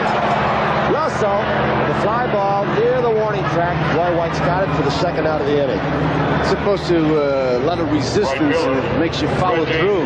I'd love to have that in the batter's box. I need about that much hitting service when I go to the plate too. Reggie Smith. Here you can see some of the paraphernalia used by hitters. Used to be dirt. There's the heavy bat. There's the lead pipes.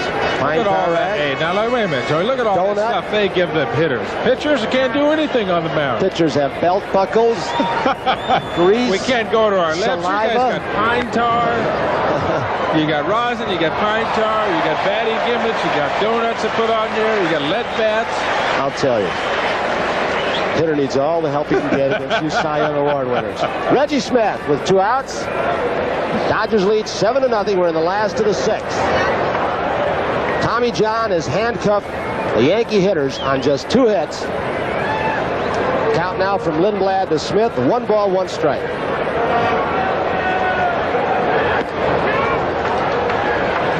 Reggie Smith might be typical of a lot of switch hitters. Mickey Mantle, I can think of. Pete Rose. Jimmy Lefebvre, who's coaching first base in place of Jim Gilliam. Hit hard, but Rivers goes back. Talk about that later as the side is retired. 3 up, 3 down. 6 are gone here in Dodger Stadium, Los Angeles. The score, Los Angeles 7th, the New York Yankees nothing. And there are the hitters coming up for the Yankees in the 7th. Jackson, Piniella, and Nevels. We'll be back after these messages from your local station. 9 hits and no errors for the Dodgers. No runs, 2 hits and 1 error for the New York Yankees. Shot with our creepy camera. Tommy John has been in complete control. To be perfectly honest about it, the Yankees in these 6 innings has been like watching a silent movie. There hasn't been much noise. Reggie Jackson. Tommy John has averaged 2.2 walks per 9 innings this season. He has walked 2, he has struck out 3, and he's thrown nothing but ground balls. Only 2 hits. A double by Stanley, a single by Jackson, who leads it off. He's allowed only 4 hits. There you saw the stat. 4 hits, and I missed the rest of it in the championship series. The thing was up and over so fast I couldn't read it. Reggie Jackson, hold it up there, guys. I want to read it. Hit 310, 286, 450 in his previous series. Sounds like a Dow Jones average. Reggie.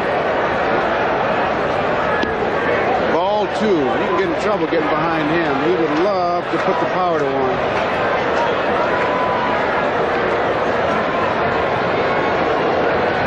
He had a good cut and pulled it foul. 2 balls and 1 strike. What he'd like to do, Joe, is trying to get a Yankee rally started here. They need base runners. They really don't need home runs at this time. Tommy John, really one of the stingiest guys in the National League for giving up home runs.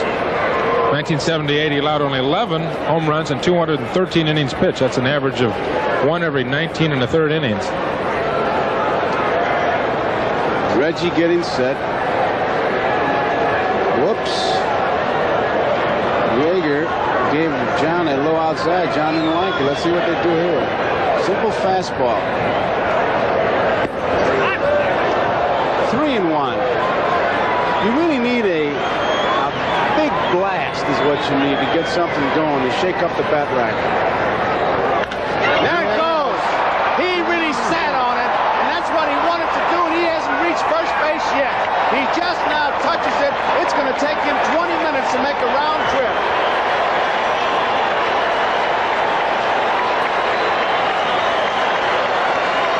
Reggie Jackson going home run all the way.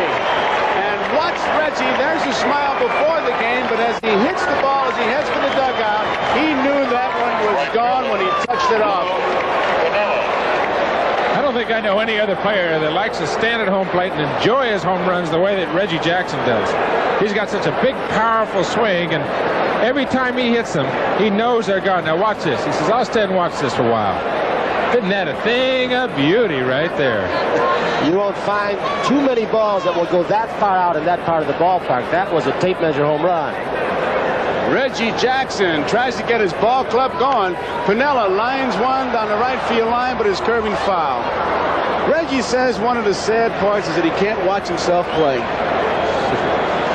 But when he hits the home run, yeah, he enjoys it. Listen, when you can do it, you might as well say it. Tommy John went into this game with a 17-inning scoreless streak, but Reggie Jackson just ended it, 23. One ball, one strike. Ooh, that looked like a strike to me now. That'd be a pitcher strike if I could get that one. That's outside. Pitchers think anything is thrown is a strike. There's Reggie's. To the left of him is Clyde King, Chris Chambliss. Base hit. That ball was up. So the Yankees look like they're swinging the bats a little bit better. And John Owsley got a ball up, and the bullpen for the Dodgers has begun a little activity. Sometimes it takes a big blast like Reggie Jackson's to get those termites out of that bat rack. And Piniella is on at first. And the batter is Nettles, who bounced out unassisted to Garvey in the second and again in the fifth. Curveball is a strike. Jackson, that was his 8th series home run. Mickey Mantle is the all-time leader with 18.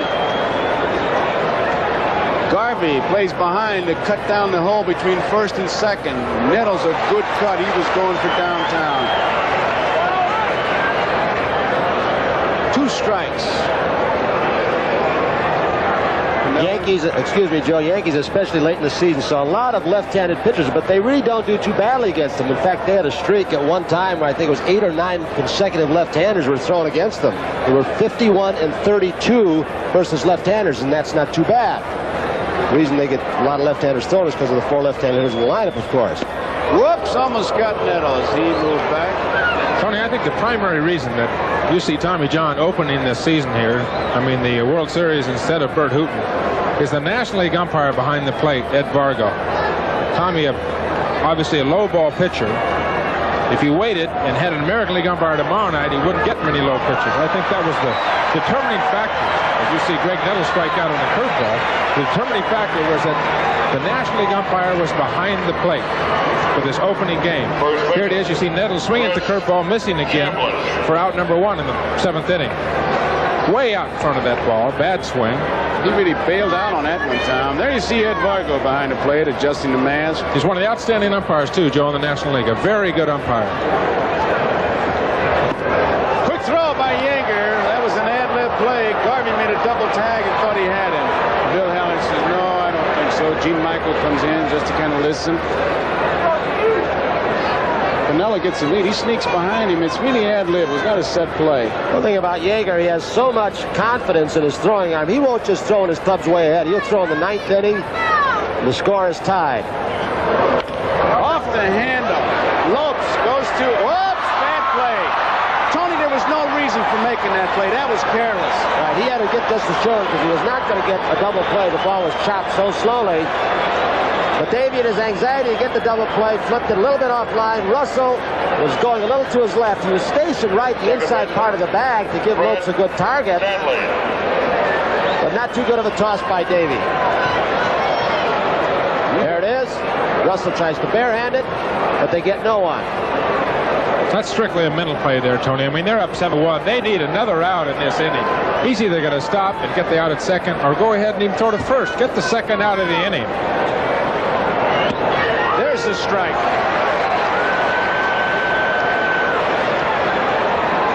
One strike to count. Fred Stanley with a tremendous double. Takes it outside. Ball 1. That was just a careless play. They've got a big lead, 7-1 by 6, and Lopes has to make sure of getting one. And Russell just kind of thought he'd make a barehand grab, so I can't give him A for effort, either one of them. Stanley gets on. They really got the merry-go-round going. 2 balls, 1 strike. Boy, I know many times on the bench you hear it. Bloop, base on balls. Somebody pops one. Here we are again. It's called a bloop and a blast, and that can get you back in a lot of ball games. Lou Piniella is at second base. Chris Chambliss is at first base. We've got one man out. 7-1. Dodgers lead. We're in the seventh. It's lined on the right field line. Foul. Stanley took a shot. Tony, I got a question for you. Now, had Willie Randolph been eligible for here, would he be hitting in this situation, or would they move him up to the second position? Willie Randolph would have been in the second position. Stanley would not have been in the lineup. Right. So not what it was, yeah. So if Randolph were able to play, you might be looking at Roy White here, possibly, right? Could be. Instead of Fred Stanley. Could be. Bob Lemon adjusts his lineup an awful lot during the course of the year, according to who's pitching. Say's going to go to first. Gets his man, but the runners advance. So they're 2 away. Chambliss is on at second. Piniella has moved on over to third. Home run by Jackson has given the Yankees a run. It's 7-1. Bucky Dent is the batter. Game 2 tomorrow night. Catfish Hunter for the Yankees, and it'll be Happy Hooten and his knuckle curved for the Los Angeles Dodgers. 8 o'clock Eastern time. We'll be here, and we're looking for you.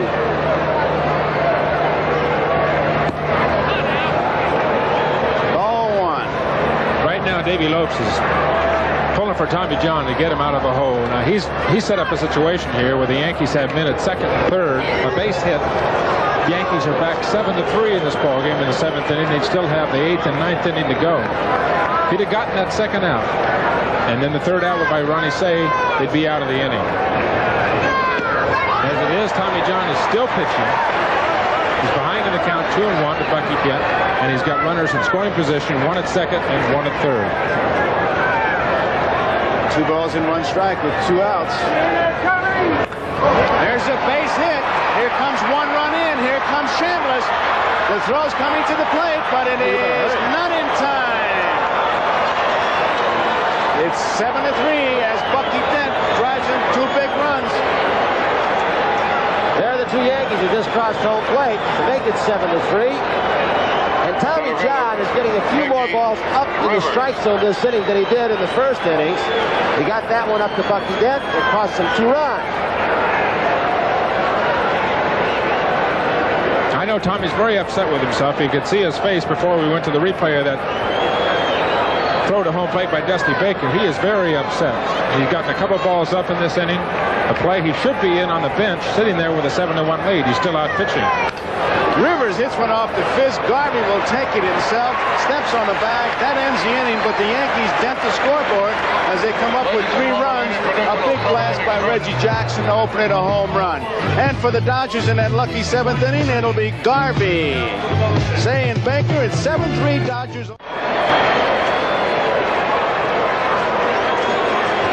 Paul Lindblad against Garvey, Say, and Baker.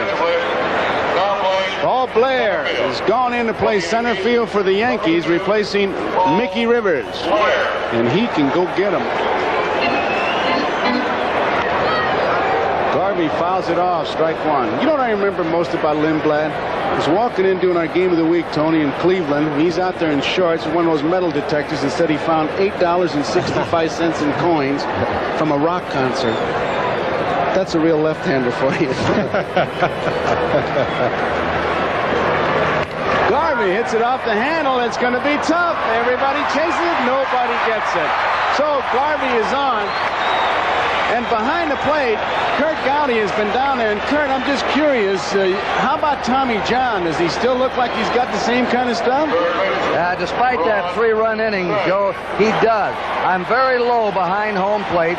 His pitches are still moving. The ball is sinking.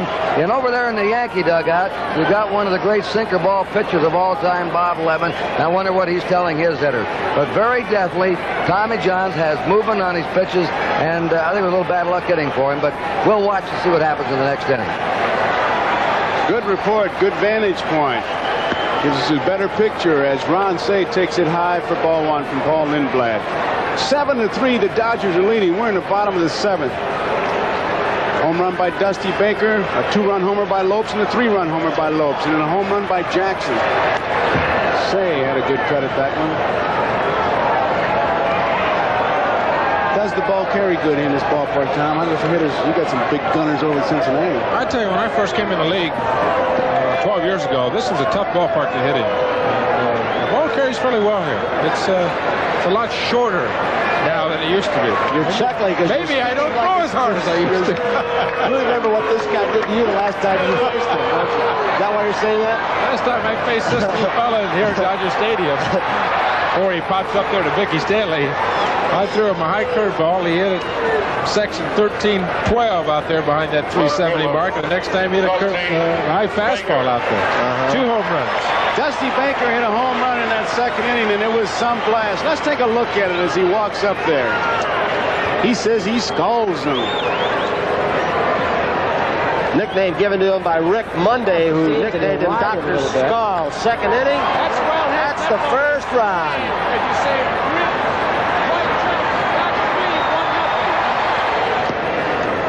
That was in the second inning, and he really touched it off. He takes it outside for ball 1. Dusty Baker homered in his second, hit into a force play, and single in the 5th. Right center field, base hit. Heading for third is Garvey. The throw is not in time. It's high, and Baker takes the base. A bad play by Piniella as far as the throw. He scoops it up nicely, but his throw missed the cutoff man that cost him a base. You don't violate the fundamentals of baseball against a team like the Dodgers as Piniella barehands it. He overthrows the cutoff man, and he takes the double play situation right away as Baker keeps on going into second base. I can't believe that, Tony. I mean, that's an amazing thing that he's pulled off there. I disagree with that kind of play. If he misses that ball, he's got a chance for both those runners, Baker and Garvey, to score. Bob Lemon can't be very happy at this moment, that's for sure. Billy North will be the pinch hitter for Rick Monday.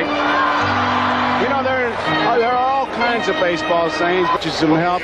Your wife will appreciate it, and we'll get some of the married men off the infield. We've got a pitching change here. The score is 10-3, and while we've got this pitching change, we'll pause for these messages, and we'll be right back if I can say it. Dick Tidrow is the new pitcher for the Yankees. How many times have you been on a ball club where a guy says, hey, if we're going to get beat, let's get beat by 7. At least you go home, eat, and sleep. Well, I think Tony's remark earlier, Joe, was well taken, that this Yankee club has a lot of experience. These guys started last February in spring training. They played 162 games and playoff games, etc. A blowout game like this, 10-3, is going to happen. You know, and tomorrow, 5:30 out here, we're going to start this game. It's going to be 0-0 in the first inning. So, Steve Yeager with the count of strike 1. Dick Tidrow, the new pitcher. Yeager chases a curveball. Joe Garagiola with Tony Kubek, Tom Seaver, and Kurt Gowdy. First game of the 1978 World Series, and the Dodgers with 13 base hits. 2 home runs by Lopes and a home run by Baker lead 10-3. Left field, Roy White has plenty of room. Makes the play, and Lee Lacy heads back to first. Tidrow, one of those guys who's had to serve kind of a multi-purpose role. He did last year, did so well. This year, not quite as well as a pitcher. Starting rotation at times. Short reliever, long reliever. Must be tough, Tom, for a pitcher to try and get his thoughts together when you're used in so many different ways. He's got a good sinker ball, a slider. He'll come from the side to right-handed hitters at times. He'll scare some out off the plate. Well, it's a very special talent to be able to work out of that bullpen and then all of a sudden start a few games for a ball club. But it's a great asset for a manager to have, a guy that can do both jobs for you. And he has been a very valuable asset during the season for the Yankees. Lacy back easily. We're talking about the psychological aspects of this, getting blown out of the game. The one thing that might make a difference for the Yankees, if they got a threat going in the top of the 7th inning, they bounce back. Reggie gets a home run, they get 2 runs, unearned runs, they get 3 runs in the inning, and they're 7-3, and they still have 6 outs to go in the game. The Dodgers come up in the bottom of the 7th inning, and boom, boom, boom, they've got 3 runs right back on them. That, even more than getting blown out of the game, can take more wind out of your sails than anything else. I tell you, when you get nailed with that eraser, it stings. And that's what the Dodgers did. They just erased those 3 runs. Lopes had a good cut at that. You'll be watching most of your stations will be seeing the Tonight Show a half hour after the game following the local news. So be sure to stay tuned, except in the West Coast. Nettles. And the force is on. That ends the 7th inning. So at the end of 7 complete innings, it's the Los Angeles Dodgers 10 and the Yankees 3. It'll be Roy White for the Yankees, Thurman Munson, and Reggie Jackson. A good shot of this Dodger Stadium crowd, 55,997, and I'm sure they'll all be back tomorrow night for Game 2. It'll be Hunter against Hooten. We've got a new center fielder for the Los Angeles Dodgers and a pinch hitter for Rick Monday, and Billy North remains in the game, and there you see him. This crowd really enjoying it, and this is a different kind of crowd. You're always looking in the stands for the celebrities. Tony Tennille sang the national anthem. We saw Cary Grant. Lasorda's got a Sinatra wall. He's always seated here. Rickles is an honorary coach. And we saw Ron Howard, one of my favorites. He was seated with NBC Entertainment President Mike Weinblatt, and Ronnie steps behind the cameras for NBC when he presents the world premiere of Cotton Candy. That's going to be Thursday night, October 26th from 8 to 10. Ronnie Howard, as we look at Tom Lasorda and Happy Hooten. Happy has been described as always being happy inside, but his face doesn't know it. I think Lasorda proved a lot this year with his ball club because they had a rash of injuries early. Dodger organization, 26 years, he's done everything, including selling peanuts at the ballpark. I think he's scouted, he's managed a lot of these kids in the minor leagues who are no longer kids. They were then. And Tony, he's helped that attendance tonight of 55,000. All the Lasorda brothers came in from Norristown. I think the whole family's in except Mama, who's home watching it. Foul ball. Tommy, he's a piece of work in those press conferences. They asked him about an attendance clause. He said, I got one. I got to show up every day. Tommy John. There's a base hit. He got the ball up again. Tom, what do you do when you get the ball up? Does Bench come out, and what is he? Does he ride you, or what can you do to make a pitcher get the ball down? Well, you always try to, the catcher is continually trying to remind a pitcher in certain situations that get the ball down. Now, the first 2 pitches to Roy White, very good, even out of the strike zone. And now he's got him 0-2. He's way ahead of him. He's got no reason to do anything to throw the ball in the strike zone. It should be down in the dirt. He throws it right up out over the plate. That's just a mistake. Is he not following through? Is he overstriding? No, he might be getting a little bit tired. A little tired. His mechanics look fine to me. He just made a bad pitch. Of course, Tommy John's a little different than you. You throw fastballs up, you can throw the ball by a guy. On certain days. That's the kind of pitch he should have made right there. 0-2, down out of the strike zone. Ball 1 on Thurman Munson. Munson hitting with double play, struck out and bounced out.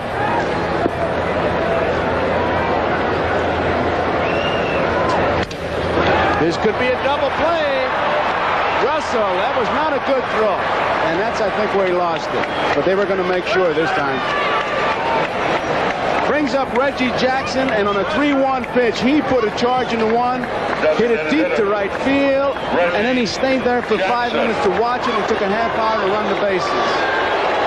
It was some shot. We've got it, and here it comes. Watch when he hits the ball what he does. He does this as well as Harmon Killebrew. He knew it was gone. Harmon's one of the first I ever saw do it. And look where it goes, way over the bullpen. It's hard to put a measurement on how far that went, but I've got to guess 430 feet or so. Oh, he is a strong man. He certainly is. I tell you, he's some kind of player to watch. Fastball inside. He's exciting. He's just exciting. He's hit 6 home runs in his last 4 series games, including tonight, which is a new series record.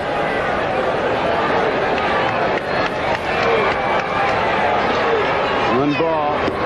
He was going for another one. Oh, he swings as hard as anybody I've ever seen swing a bat. Listen to that crowd react. That's what it's all about. You don't think he's going for a single there, do you? Oh, he was going to try to hit over everything. The record, the former record, was 5 in 4 consecutive games by Lou Gehrig in 1928 and 1932. Is now held by Reggie Jackson, who has hit 6 home runs in his last 4 series games. He hits this off the handle, but he sneaks it through for a base hit. And we're going to have base runners at first and third. Munson hits for third. Jackson is on at first. And he's got himself another base hit. Reggie just overpowered this ball. Looked like a pretty good pitch. Yeah, maybe not quite down as much as Tommy John wanted it. He didn't hit it well, but those strong hitters like Jackson get the overspin on the ball, and as an infielder, sometimes you think you're going to get it, and it hits the dirt and does just that, scoots right by you. This is very hard infield, Tony. It will. The ball will hit that hard dirt, that red clay, and really accelerate and go into that outfield. I thought Steve Garvey might be playing a little bit close to the bag on that situation with a big 7-run lead. He could have been back a little bit farther, I think. Here is Lou Piniella. Piniella singled his last time up. Hits one back to Tommy John. This time he goes to Russell. A strike, one out. Low throw. It's in the dugout. It'll be an error on Russell. Munson scores as Jackson scores, and Piniella will go to second base. Russell really came from down under. He didn't have to come. He had plenty of time. He looks almost as though he's got a little bit of a sore arm because he threw a ball right at him earlier in the ballgame that barely got to Garvey. Now he's got plenty of time. What does he do? He low bridges the runner coming in when he didn't have to, and he threw wildly. He'll be charged with an error. Here's Reggie, a good base runner. He doesn't even slide. He almost gets it right between the eyes. That may have really disrupted Russell. They tell you to throw right at the head. The guy's got to get out of the way. Russell might have been too kind to him. Jackson, 3 base hits, taking players out. He's trying to shake this ball club up and get it going. They trail by 6, 10-4. And Greg Nettles has bounced out twice to Garvey and was out on strikes. Piniella's at second base. There's a base hit right field. Piniella's going to try to score. Smith is up with it and will not throw to the plate. And it's 10-5. Nettles drives in the run, and here comes Lasorda out of the Dodger dugout. He may be coming out to get some help for Tommy John. Tommy Lasorda, Dodger manager. He's the guy who did the hugging and had the great rapport on this ball club last year, and some people said it'll never last. But I think he proved to a lot of people this year, in fact, Sparky Anderson told me that Tommy Lasorda does know how to manage. And there's been that feud or a little bit of a rivalry between Lasorda and Anderson, I think more in a kidding way than anything else. But he has shown that he can make the moves when he has to. Before the game, Lasorda had Don Zimmer in his office. The first question he asked Donnie Zimmer was, how do you manage? There's Terry Forster, Dodger bullpen. Lasorda asked Zimmer, how do you manage with the DH? He said, I've never done it before. We're taking a look at Bob Lemon. His club has come back 10-5. And you got to wonder how he is feeling right now. He's kind of in a state of limbo. His club is coming back, but there's still 5 runs down, and now a hard-throwing left-hander is coming in who's been able to nail it down. So John will leave. Lasorda really going a long way with Tommy John. You don't score too often 5 runs against Tommy John. But with that big lead, Lasorda stuck with him a little bit longer. I think he himself says it best. I've said it before, but it's like a kink in that garden hose, and you lose the force at the nozzle. He didn't pitch at all in 1975, but he kept his body in shape. Forster to Chambliss, good fastball, and this guy can just play good old country hardball. Terry Forster, of course, a left-hander, and the big guy for the Dodgers out of the bullpen. He is big, strong, and he's like a bull. He's got a good tailing fastball and a very good slider. Same type of slider that Ron Guidry would have for the Yankees. Real hard, real tough. You get a lot of strikeouts on right-handers with it, with that slider that'll go down and into him. Had 22 saves for the Dodgers. He and Goose Gossage on the other side of the field and Bucky Dent were roommates. That's off the handle. That could be trouble. Russell chases it. He can't find it. It drops for a base hit. So the Yankees with Nettles at second base now, and Chambliss is on with the single. Dodgers really have not played good defensive baseball. They haven't played well in their inner defense. Lopes and Russell, as he gets turned around, loses it, turned the wrong way. When he picked it up, he couldn't recover to get it.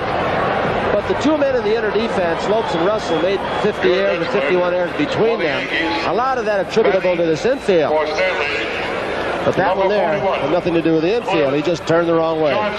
We've got Cliff Johnson coming up as a pinch hitter, and this guy has one thing in mind when he leaves that dugout, and that's to swing that bat and swing it as hard as he can possibly swing it. It's a fastball hitter against a fastball pitcher.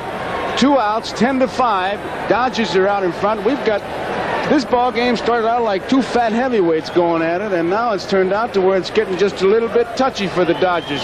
Johnson puts a charge in one. We've got ourselves a close ball game. Cliff Johnson, fastball hitter. Forster, fastball pitcher.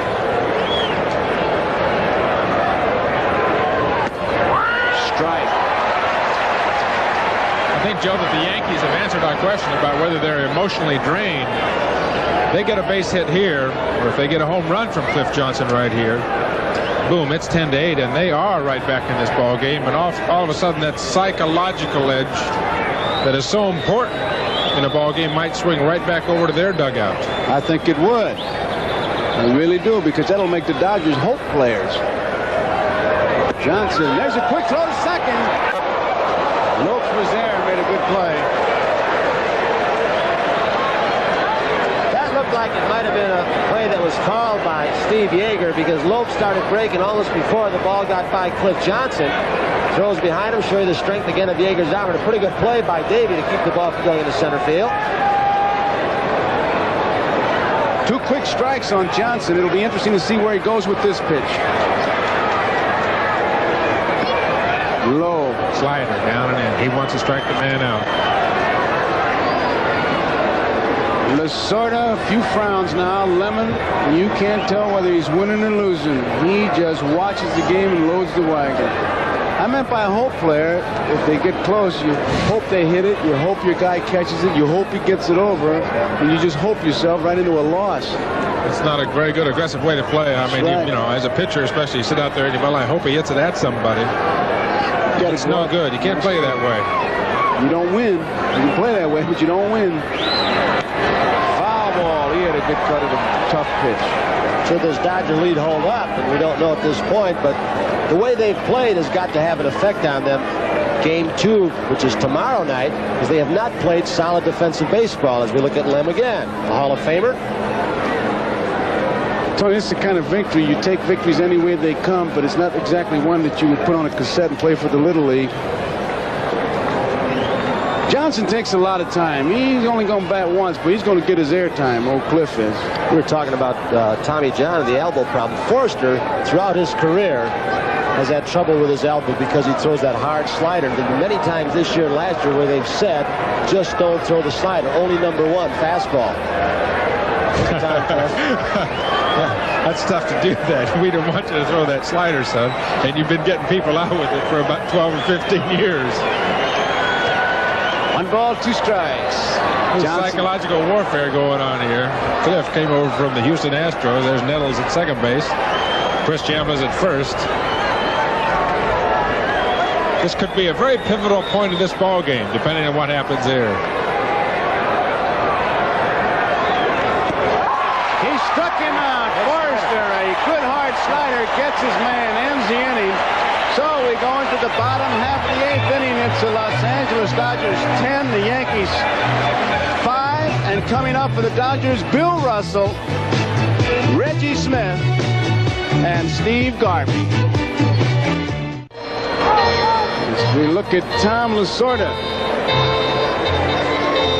Tell you, the fans they're just beautiful. We just saw this one as we look at Brian Doyle, who's gone in to play second base for the Yankees during the championship series. Remember that guy had his hair painted orange, blue? Is he here? Yeah, he was down in front of us. Oh, there he is, standing right down there behind home plate. You get him. Yeah. He's right behind home plate, got his hair painted. A little farther, guys. There's the mayor. That's the mayor. Bradley. His wife is a tremendous fan. They got some good news from the Olympic Committee. He's behind. He doesn't look too happy, and his club is leading by 5. This guy with the orange and red hair, whatever, looks like a peacock caught in a hurricane. Tidrow throws a good curveball into strike. Tomorrow night, Catfish Hunter against Bert Hooton. Game 2 will be here, and we'll be looking for you.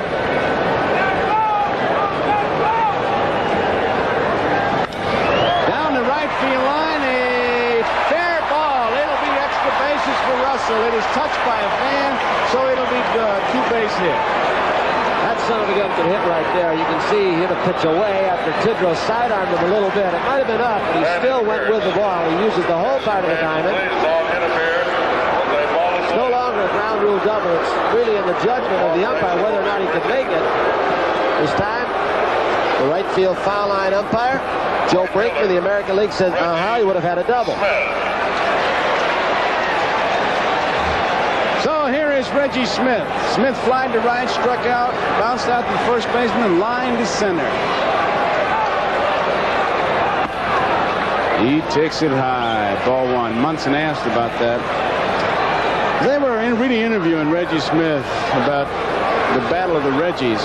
And I thought Reggie Smith really handled it well. We were two different players. That was the gist of it. He fouls one back. Went down. Said Reggie Jackson's got more power than me. I think I'm a better defensive outfielder as we look at Steve Garvey. Says I have a better arm than Reggie Jackson. And they said controversy. See, we're about even. Curveball inside. Garvey on the on-deck circle, as you saw, as Russell heads back to second, swings down. He kind of has a grip like a golfer where he's got the top hand, 3 fingers, and down he goes, chops down and everything. Curveball high. 3 balls, 1 strike, nobody out. Man on second is Bill Russell. The score is 10-5. The Dodgers over the Yankees. We're in the bottom of the 8th.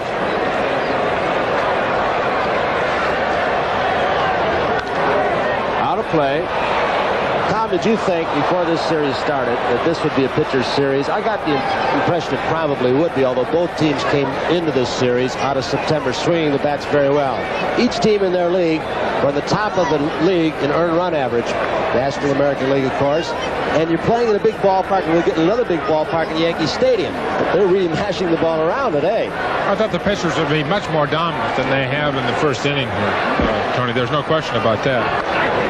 Foul straight back. Well, I tell you, when you look at statistics, the Dodgers had a 3.12, guys, and that was first in the league. The Yankees at 3.18, and that was first in the league. So that kind of bears out what you said. The ball at nighttime in this ballpark, they say, does not carry as well as during the daytime. And I know you'll disagree because you're a pitcher, but it sure is carrying today. There's a base hit to right field. Russell is rounding second, and he'll score. It's 11-5. Reggie Smith drives in the run.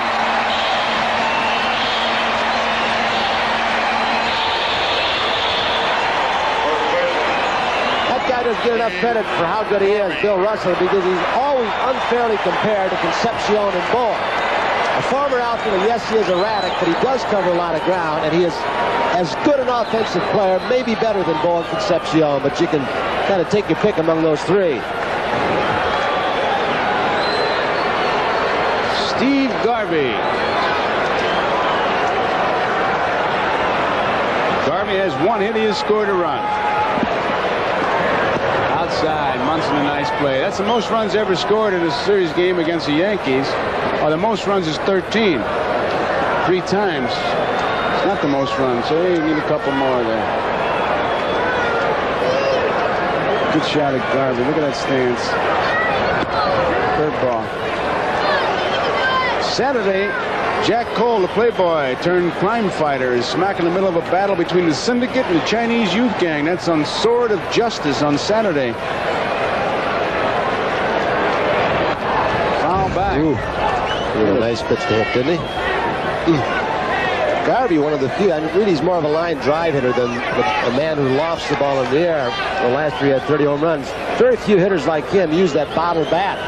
He had a bad hand at one time in college, his left hand, and the regular not bothered it, so he went to that kind of handle. Grip. Didn't mean to swing and fouls it off in the upper deck. One thing that makes him so effective, Tony, he'll use all the field. He'll go with the pitch. He'll hit the ball to right center. He's got good power to right center. How'd you pitch him? Sometimes not very well, Joe. Well, how'd you try to pitch him? I try to pitch him hard stuff inside. Keep the breaking ball down. Keep the ball away from him. That pitch right there, you get it on the plate, he'll take it right in that hole between first base and the second baseman. 3 balls and 2 strikes. When you think you've made the good pitch on Garvey high and inside, he has the knack of either fouling it off and fouling it off till you come out over the plate or get the ball down where he likes it, or he'll hit one of those little bleeding quails that he did just earlier in the ball game in left field. Here's a throw to second, and it's a double play. Strike him out, throw him out. They were running 11-5 score, but Smith broke Garvey out on strikes, and Munson gets him. This will tell you that the Dodgers know that this is not a safe enough lead, that they should stop throwing. And once again, they're still trying to find out, maybe with this play right here, Munson's arm. It was not a good throw from Thurman. He got rid of it, but it was a sinker that he threw. He can get rid of the ball. Here's Reggie. Reggie not as fast as he was a couple of years ago. He's had some leg problems. One time he was the guy who would steal you 30 bases. Ron Cey, strike one. Cey.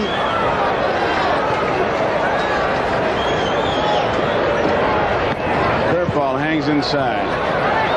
Cey had a base hit in that 5th inning. Lopes 2 home runs. Russell has 3 base hits. Smith has 1.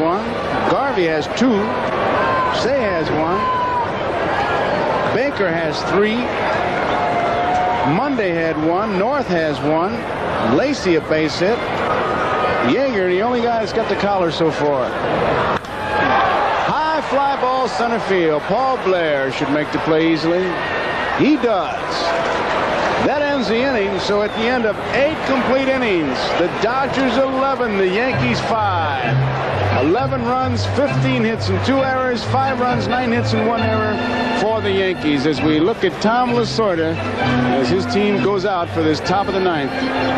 It's been a game, Tom, that not quite what we expected. We talked about the pitching, which we thought was going to be dominant. These two ball clubs have had a lot of World Series experience going back to last year. Both veteran ball clubs, both well managed. You can't forget Billy Martin's part as you look at the Yankee ball club as they came into this, because before they started on that stretch drive and the playoff game up in Fenway, they were on a 5-game winning streak with Billy Martin, so they'd already cut about 3.5 or 4 games off the Red Sox lead. The man you see way on the right of your screen, our resident genius, Alan Roth. Smile for us, Alan. He's the one that feeds us all those little bright tidbits. It's Joe Garagiola, Tom Seaver, myself. Kurt Gowdy's down on the field somewhere, mingling with the celebrities.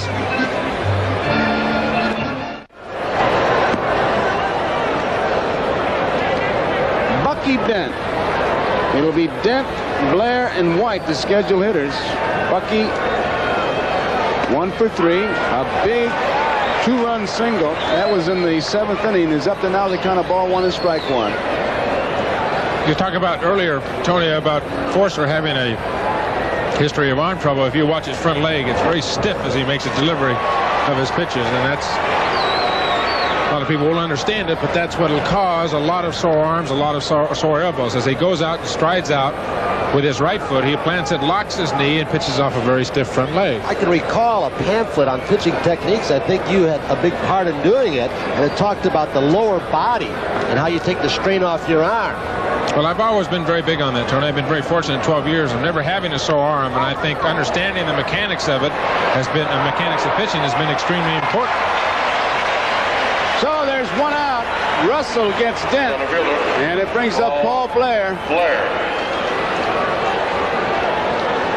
The two men that did the scouting of the Yankees for the Dodgers were Charlie Metro and Ed Libertor, and they had I felt an interesting way, a concept of scouting the Yankee ball club. Charlie Metro called it instant scouting. I said, what do you mean? He said, what we did was we went up to Fenway Park, and when Boston played the Yankees back in New York, and I concentrated for 2 whole series only on the center fielder, Freddie Lynn. We figured he's a good center fielder. There's Reggie on the bench next to Clyde King to his right. But all I watched for the 2 series was Lynn. We found out on every hitter and with every pitcher pitch was thrown where he played the Yankee hitters. And he said, that's how we did our scouting in the outfield. So then we went to Burleson, and that's how we got our lineup defensively in the infield, by watching Burleson. That was Ed Libertor's job. It was really a good shortcut, I thought, and a good idea. We didn't have to chart every single pitch over a long period of time. Blair is out on strike, so they're 1 out away. Tomorrow night, Catfish Hunter against Bert Hooten, 8 o'clock Eastern time. And following our game, local news. You'll see the Tonight Show, most of the stations, except on the West Coast. Monty Basgall, the man with the walkie-talkie. Another interesting thing, the Yankees use the walkie-talkies for defense, but the Dodgers have a walkie-talkie that they're trying to pick up some signals and some talk over the walkie-talkies, I was told by Charlie Redford. They're going to try and jam. This game is getting too complicated. I still like Willie Mays' description as we look at Bob Lemon. When the other guy throws it, I hit it. When the other guy hits it, I catch it. That's baseball. 2 outs. It's a strike. These Dodger fans, they're ready for the kill. Their club leading 11-5. We're in the ninth. They'll go in tomorrow leading by 1. Hunter against Hooten. 24 hits in this ball game. Foul ball. Forster is really firing the ball. He's got a real live fastball and a deadly slider. Tommy Lasorda, he looks awfully happy down there. He knows he's 1 strike away from winning game number 1 of this World Series. The Yankees will show up again tomorrow night. You can bet on that. Listen to the crowd. They'll tell you what happens. Watch this. Going to be a slider down and in. That's good. Down and away. So Terry Forster, if he can throw 1 strike by Roy White, it'll be the 3rd out in this first ball game. 75th anniversary of World Series play. And here comes Forster's pitch to White. Pulled foul, Ron Say. Forster, as we mentioned earlier, was a roommate in the minor leagues for the old Appleton Foxes with Gossage and Dent. They had 1 bed. They used to take the mattress off at night, and 2 would sleep on the floor. 1 would sleep on the bed, and Terry said he is very mad at those 2 because they still owe him rent money. He was a bonus player. They owe him rent money and long-distance phone call money. He's going to get it back this World Series. 1 ball, 2 strikes, 2 outs. The fans start hooting again. He got it. A strikeout. The ball game is over, and look at those Dodger players come out of that dugout as the Dodgers win game number 1 by Lasorda. An 11-5 victory, and Tony and Tom, I think that says it all right there. Well, we expected pitching. We got a lot of hitting. 16 runs, 11 for the Dodgers. 24 base hits. Not a well-played ball game defensively by the Dodgers, but they'll take that first victory, an all-important one. So there it is, 11-5. The